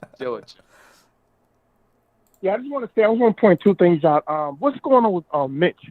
I mean, I read where he could play, but I don't know. Kids don't want to play him, or what's going on with that? I don't think it's that. I just think they're not trying to rush him. If he could help us, I'm sure they would. But it's a big man with a foot injury. I don't think it's wise to rush him out in the intensity of a playoff battle, man. He might re-injure himself. You know what I mean? I felt like if the team felt like he could come back, they would bring him back. Because he does so much more than what Nerlens can give us and what a journeyman like Tosh can give us. I just don't think it's wise for them to rush him back for this. We don't know what has to be done. We know what's at stake. We know we got to win Wednesday, 7:30. Game time. We got to win. We got to represent, and just take it back to the A on Friday. You know. Yeah, one game at a time, man. One game at a time. For sure. And one other thing I want to mention. Maybe I'm overlooking it, but I don't know if you guys saw it. When Randall elbowed Gallinari real hard, I think it was a flagrant call. Mm-hmm. Randall went to the bench. And everybody got up from the bench. His teammates high-fived him. Mm-hmm. But D Rose just sat on the bench and just kind of gave Randall like a glare, like a mean glare. I don't know if I'm overlooking it, but you go back and look at the tape, check it out. I'm not sure. I think at that point, D Rose was on the bench, kind of hurt. And appreciate the call, Les. From what I saw, we was right behind the bench. We was like 2 rows behind the bench. And from what I saw, he looked like he was hurt. You know, he was kind of limping his way to the bench. So I'm not sure. Maybe he just wasn't really, And if he was giving him a dirty looks, probably because he was pissed. He's out there doing all the damn work. He's probably giving him that look like, bro, don't you know I'm 34 years old? You see me out there grinding? Help me. I don't think there's nothing to look into. But that's funny as hell, Ash. That is funny. Salute to everybody in the chat once again. Hit that thumbs up button for your squad. All right, a couple more calls before we wrap up. Let me get to my guy, King Deej. King Deej, go ahead and unmute your mic, man. We didn't hear from King Deej yet. What's up, y'all? I had to wait on the Discord. It's a couple seconds late. You already said thumbs up button. I'm going to just put it in perspective. I'm not being Debbie Downer. I've been all positive all 72 games. But at the end of the day, like CP said, skill versus will. And like how I've been saying since the beginning of the season, the problem is the backcourt. When your backcourt doesn't give you anything and it's just Derrick Rose fighting for his life out there in a 4-game series, this is what happens. We got to address. So going forward, I don't want to hear about Trey Randall. I don't want to hear about Trey RJ. RJ was out there fighting for his life with Derrick Rose today, doing everything that kid could possibly do at the age of 20. At the end of the day, this series comes down to backcourt and depth. You got one backcourt that's shooting the lights out, getting wherever they want to get, Bogey and Trey. A lot of people not giving respect to that team, man. That team, all the knocks about them being defensively, that's not true. If you look it up since Nate McMillan took over, man, they've been in the top 10 in defense. They've been in the top 10 in offense. So y'all gotta pay attention to more than just Knicks basketball, man. This team is matched up. And like you guys were saying, I'm not even gonna blame Randall because at the end of the day, this team that we're watching is the same team that we watched from the regular season, except for the exception of the shots aren't falling. We led the league in isolations with Julius Randle. He carried us all the way here. So stop blocking him. We led the league we led the league with defensive ratings. But still, you gotta score. You gotta be able to score, bro. You can't just lock down and not score. So at the end of the day, it's a learning experience. We shouldn't even be in this position. Stop blaming Tibbs. I don't know what y'all expect Tibbs to do. He's not a magician. I get it with the cutting and like the minor details, but at the end of the day, that Hawks team today, everybody that got off that bench, shot a 3, except for Clint Capella. So at the end of the day, it's all about talent, skill, 3-point shooting. And what we need to address, and that's why me and CK have been stuck on this, Lonzo Ball, get him here. Not just for the fact that he's a point guard, but he's 6'6", defensively sound. Could get you easier looks in a half court and in a fast break setting. Also could shoot the 3-ball. So it's not 1-on-5 basketball. When I was talking about that Miles Turner trade deadline rumors, this is why. Get Clint Capella away from the rim. He's got to respect the fact that Turner can shoot. Even if he doesn't make it, you got to respect that you got to guard it. At the same time, he's an offensive nightmare in the paint as well. So this is the Knicks team. What y'all seeing right now is what it is. And it's just step one. We got $50 million. Hopefully Leon is a wizard at what he's doing and it gets better. I don't expect us to lose game 5. I expect us to go guns blazing. Now, even though I'm talking about the future, we should go out guns blazing at game 5. Force a game 6, and then let fate decide what it is. But I'll tell you one thing. If we win that game 5 and then it's up for grabs at game 6, Atlanta don't want to be here for game 7 because all those role players that you see stepped up, Gallo, Kevin Huerter, those guys were non-factors at the Garden. They were factors at home. Cook food, good chill area. So just win game 5. That's all. That's the only thing that should be on their mind. Win game 5. Defend your home base, and then going forward, fix that backcourt. Reggie, I love you. You my guy, but you giving me offers, and then you giving me trash talk, and you're not playing right. You're not playing smart. We playing tough, but we're not playing smart. Game 3 or 4, we wasn't playing smart, man. So I'm just looking at it as a realistic fan. This was the cap, and everybody should just big up and salute that, man. Because that Hawks team, that's a real problem, and we're gonna be in the future battling them. So they ain't going nowhere. They only gonna get better. So just everybody chill out, focus for game 5, and take it one day at a time. I'm out, y'all. Peace and love. Appreciate it, man. Appreciate it. Let's go. Howard from New Haven. Howard, what's going on? Yo, what's up, man? What's up? Hey, listen, I know it's a tough one. Hey, Ashley, shouts out to you, Ashley. You're hitting it all cylinders today. I know you're New York heart and everything, but you know, I know we got to come back on Wednesday. You know, everybody's standing around. I just want to point out, like, you know, I know Randall did a lot of shooting for us, and everybody's standing around watching him shoot. Then, you know, and we need a team leader that's going to pump them up. You know, you get everybody fired up, you know, and we running out on a lot of double teams too, leaving guys open too, you know, and we always one step ahead, you know, picking up everybody too. But that's all I got to say. I know, you know, we're a little excited about us being there. We just got there. It's been a long time, but let's not get beat up, you know. I mean, just let's give it a little good fight and understand where Ashley coming from, because she's hitting on all cylinders. She's on fire right now. And, you know, we backpedaling back too much, and I don't see nobody clapping nobody up. Somebody from the bench or somebody say, okay, hey, Randall, you know what? What's up with the low post game, you know? And let's get some man ones going. I think we do. We spend too much time thinking about the trades and the deuces, throwing up jump shots. But I think, you know, it's our first year. You know, I know everybody going to hop on Randall. It's New York. You know, we like the media. We spoil in a way. We like to win. That's all it is. All right, thanks a lot. Ash, keep up the good job. KT, you do you. DP, thanks. Salute, bro. Salute, man. Just watching Jack and high speed chase on the news here, man. It's just caught distracted for a second. But salute Howard from New Haven. CK, you about to say something? No, I wasn't saying anything. Okay. All right, we're going to go rapid fire calls before we wrap up. Salute to everybody in the chat. Once again, hit that thumbs up on Free Squad, and we will salute the rest of the super chats that have come in. Great show, everybody, as usual. Still got over 1,000 people in here on the check-in, man. So make sure you guys are hitting that thumbs up, hit that like button, subscribe to the channel as well. Remember, the show is also presented by Manscaped. As usual, go to manscaped.com, enter promo code Knicks for 20% off plus free shipping. And that's on the Lawnmower 4.0, brand new state-of-the-art Lawnmower 4.0, and more products at manscaped.com. Promo code Knicks for 20% off plus free shipping. Christopher from Oklahoma. Christopher, how you doing, man? I thought I was in trouble. Christopher there? Christopher going. Yeah. Hey, how you doing, man? Good. CT and that. You're doing all right, man. Doing all right. Hey guys, I'm a big Thunder fan and a New York Knicks fan. Mm-hmm. I've been a Knicks fan since 2012 when Carmelo Anthony was on the team. And can I give my take on the game? Yeah, sure. CP and that? Yeah, of course. What do you think about the game, bro? I think I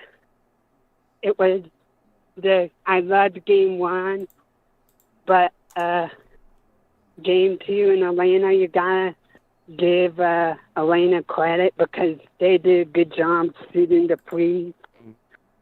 And I say Randall and Bullock are in a slump. I just think they're in a slump right now, but I think they're gonna get out of it, and let's go win game 5 and win it back for game 6.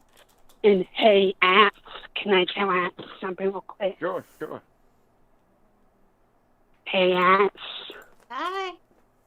If you listen, it's very nice to meet you, CP and Apps. Nice to meet you too, man. I'm a friend of Jay Boogie's. Okay. We catch cool. each other sometime. All right. And hey, Apps, I was born March 10th, 1999. I will turn 23 next year. Okay. And Ash, I think you're very beautiful. Oh. I love your smile and laugh. I kind of got a crush on you. All right. Thank you. All right, Chris.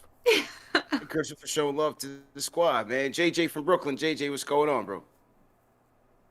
Yo, what's good? How's everyone doing? Good, bro. How you doing, bro?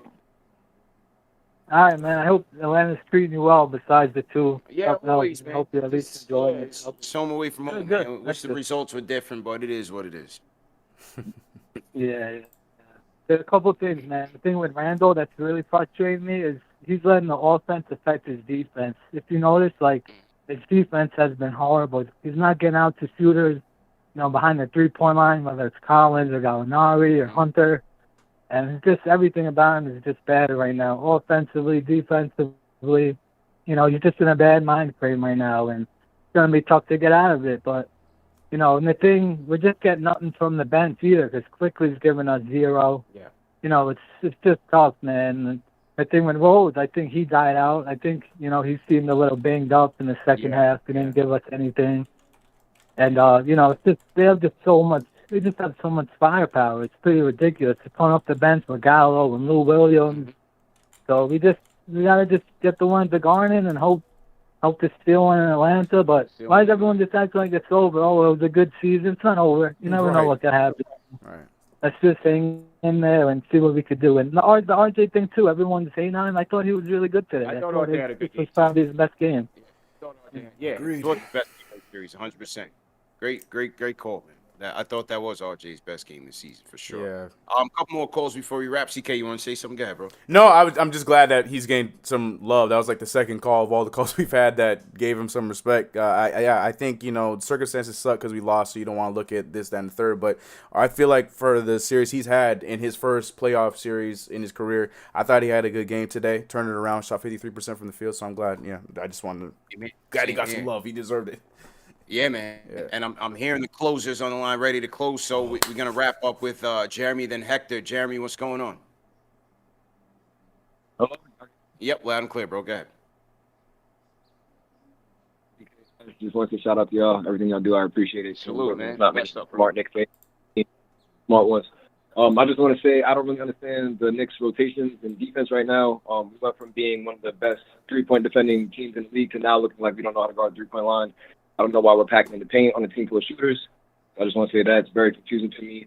And also, I just want to say I don't recognize this team I saw throughout the 72 games. It seems like we have no heart anymore.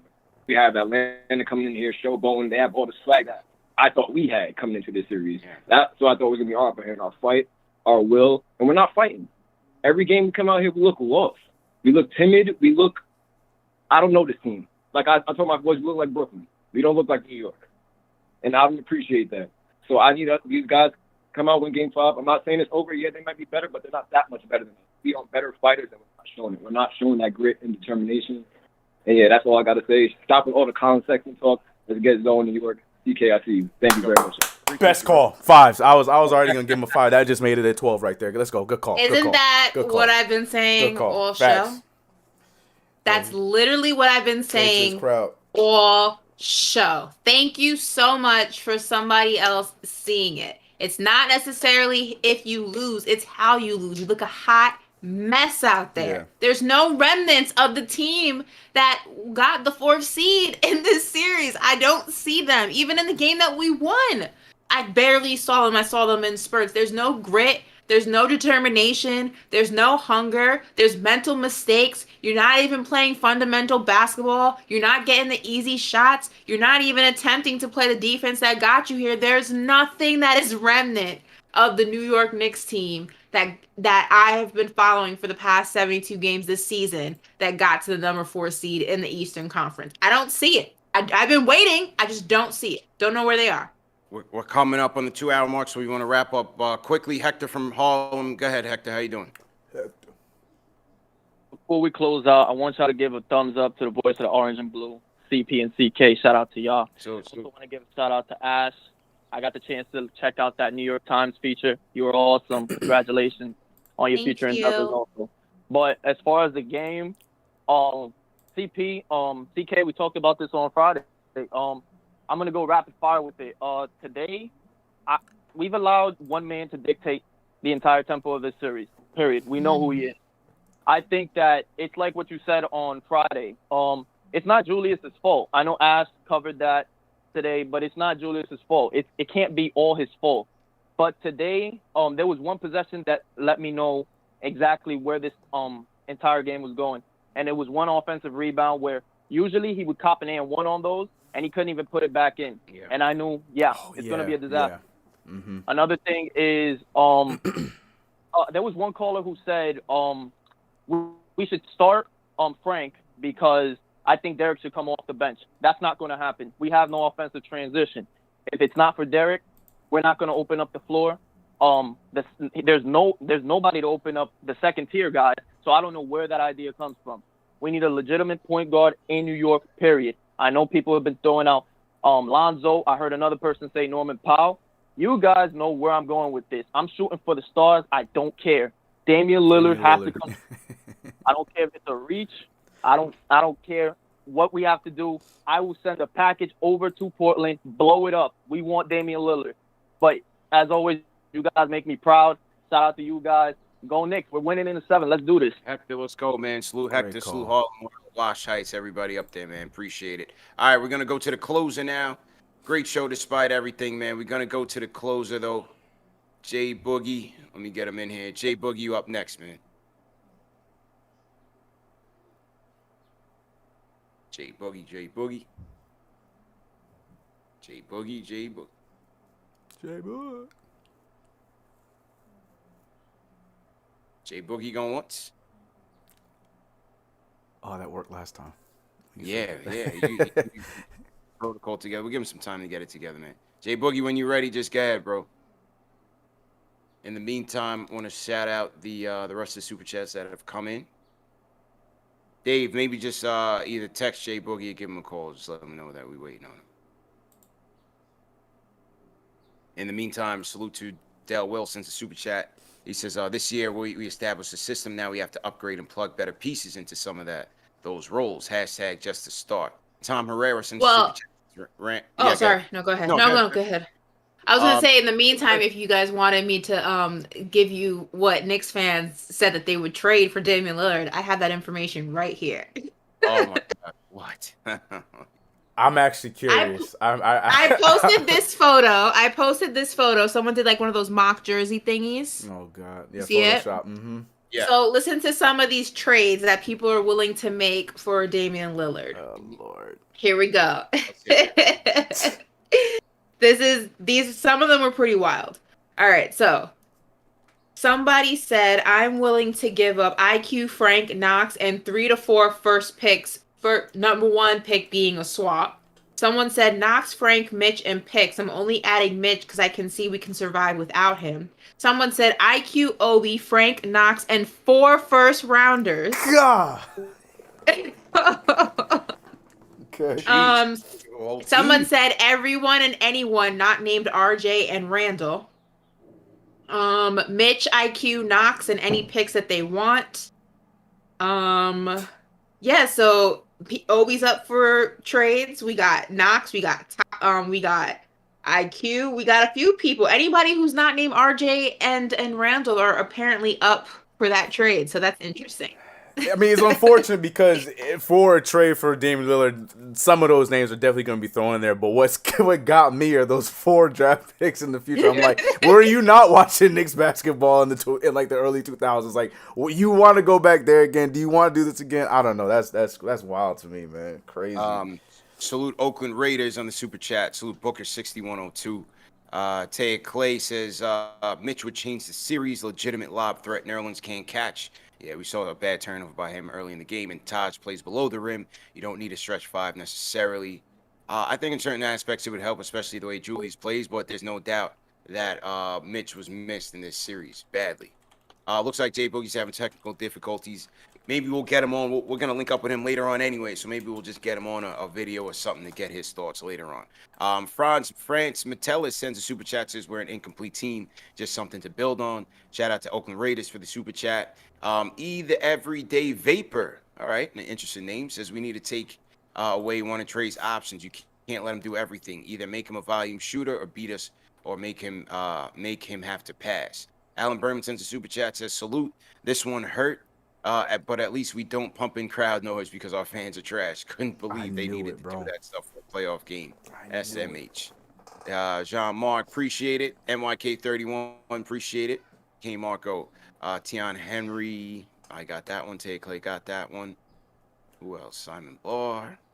Different. That one. Mosul got it. Dylan Alex says Giannis prediction. I don't know about that. Above the Rim says, I'm sorry if you can't get on your high horse and cheer for your team. You are cancer on the team. He's basically sitting as far away from the team like Leon West in Houston. He's talking about Alfred Payton. And yeah, I did take a video of the end of the second half.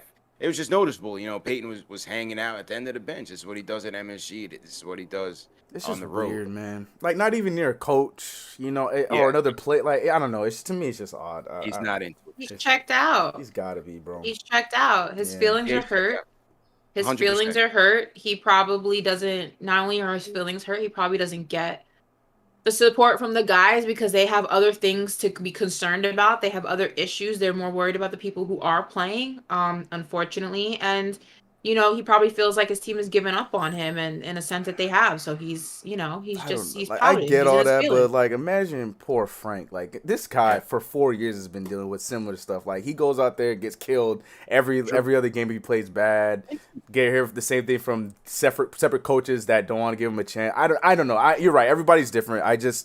I don't know. It's just Theo weird doesn't do that. It's just weird. Yeah, you don't think Mama Pinson, Papa Pinson want to see him out there? You know what I playing? mean? You know what I mean? That's what I'm saying. Like, I don't know. I don't Pinson know. is out there coaching out there with Tibbs. He's making the most of his situation. Right. I don't know. Every game. I don't know. Oh, it is what it is. It's a business. Right. Above the Rim, so to Above the Rim says Fact CP, too much to overcome. Ash CP and CK. Name an unstoppable playbook we can hang our hat on. We have a lot of rhythm players on the bench. His love affair with Elf and Bullock killed us. Some from BK, appreciate it. We got Chucks in there, Paul Robinson. We got Daron Visual Variant. Says it's not necessarily more talent if everyone put up the same numbers from the season. We're in the series if we're in the series if not winning. We are getting out coached now. Players have zero confidence. The MLB says the cat's out the bag. We obviously need to be patient. 2 of our draft picks in the last 3 years are not rotation players. Frank Knox. That's fair. Chuck D says, I can't. Okay, I got that, Chuck. Appreciate it. JD says, shout out to the crew. Okay, I got that super chat as well. Salute to JD. Salute Bruce Lee. Got those. Kenny Williams says, I still believe the future is bright with these Knicks. Have to play the cards right in the offseason. I still believe we have had a successful season. Young DA says, easier said than done. ATL more physical than you guys are giving credit. Charlie, so I'd say Hunter's a big factor. Charlie, appreciate you, Charlie. Says, I don't understand how we didn't take advantage and switch on Trey on offense to bully him up and open up opportunities. We look so lost with no offensive plan. We haven't seen it mostly, and I don't think we'll ever see it this series.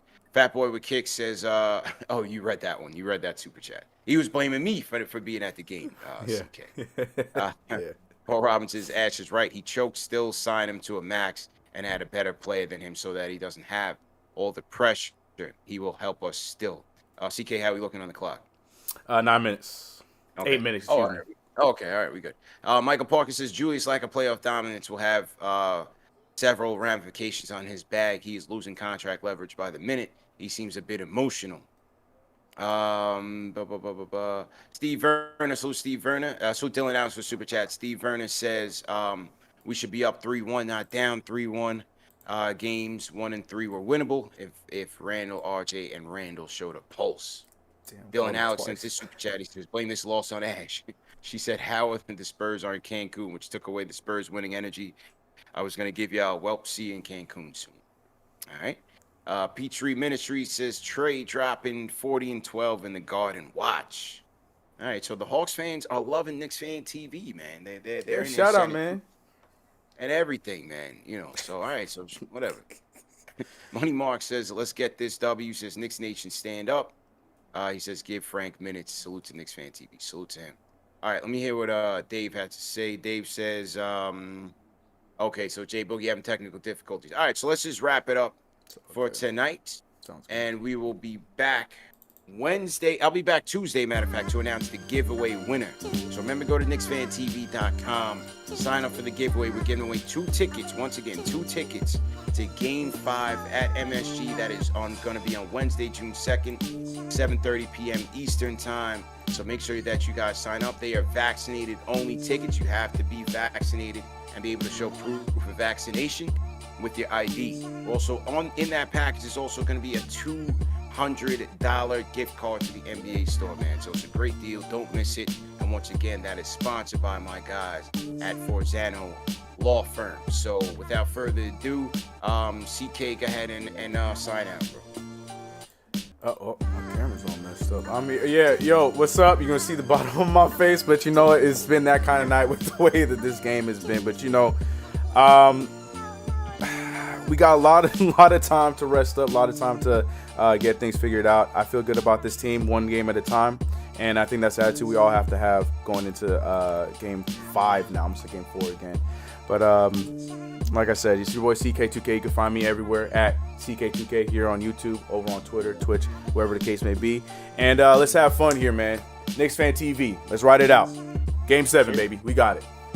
Ashley? All right, guys, listen, it's not over till it's over, all right? We got another game. It's at home. Defend home court. Play your game. Stick to the fundamentals. We got this. We're not going outside. We're not going outside at home. That's for damn sure. Facts. For everybody asking about the shirt, it's just the same shirt that the players wear when they're warming up. So everyone who's asking about that during the show, I think you can get it in the NBA store. It's sold. I think some of them are sold out, but yeah, that's the shirt. And as always, you guys can follow me on Instagram and Twitter at @AshNicoleMoss.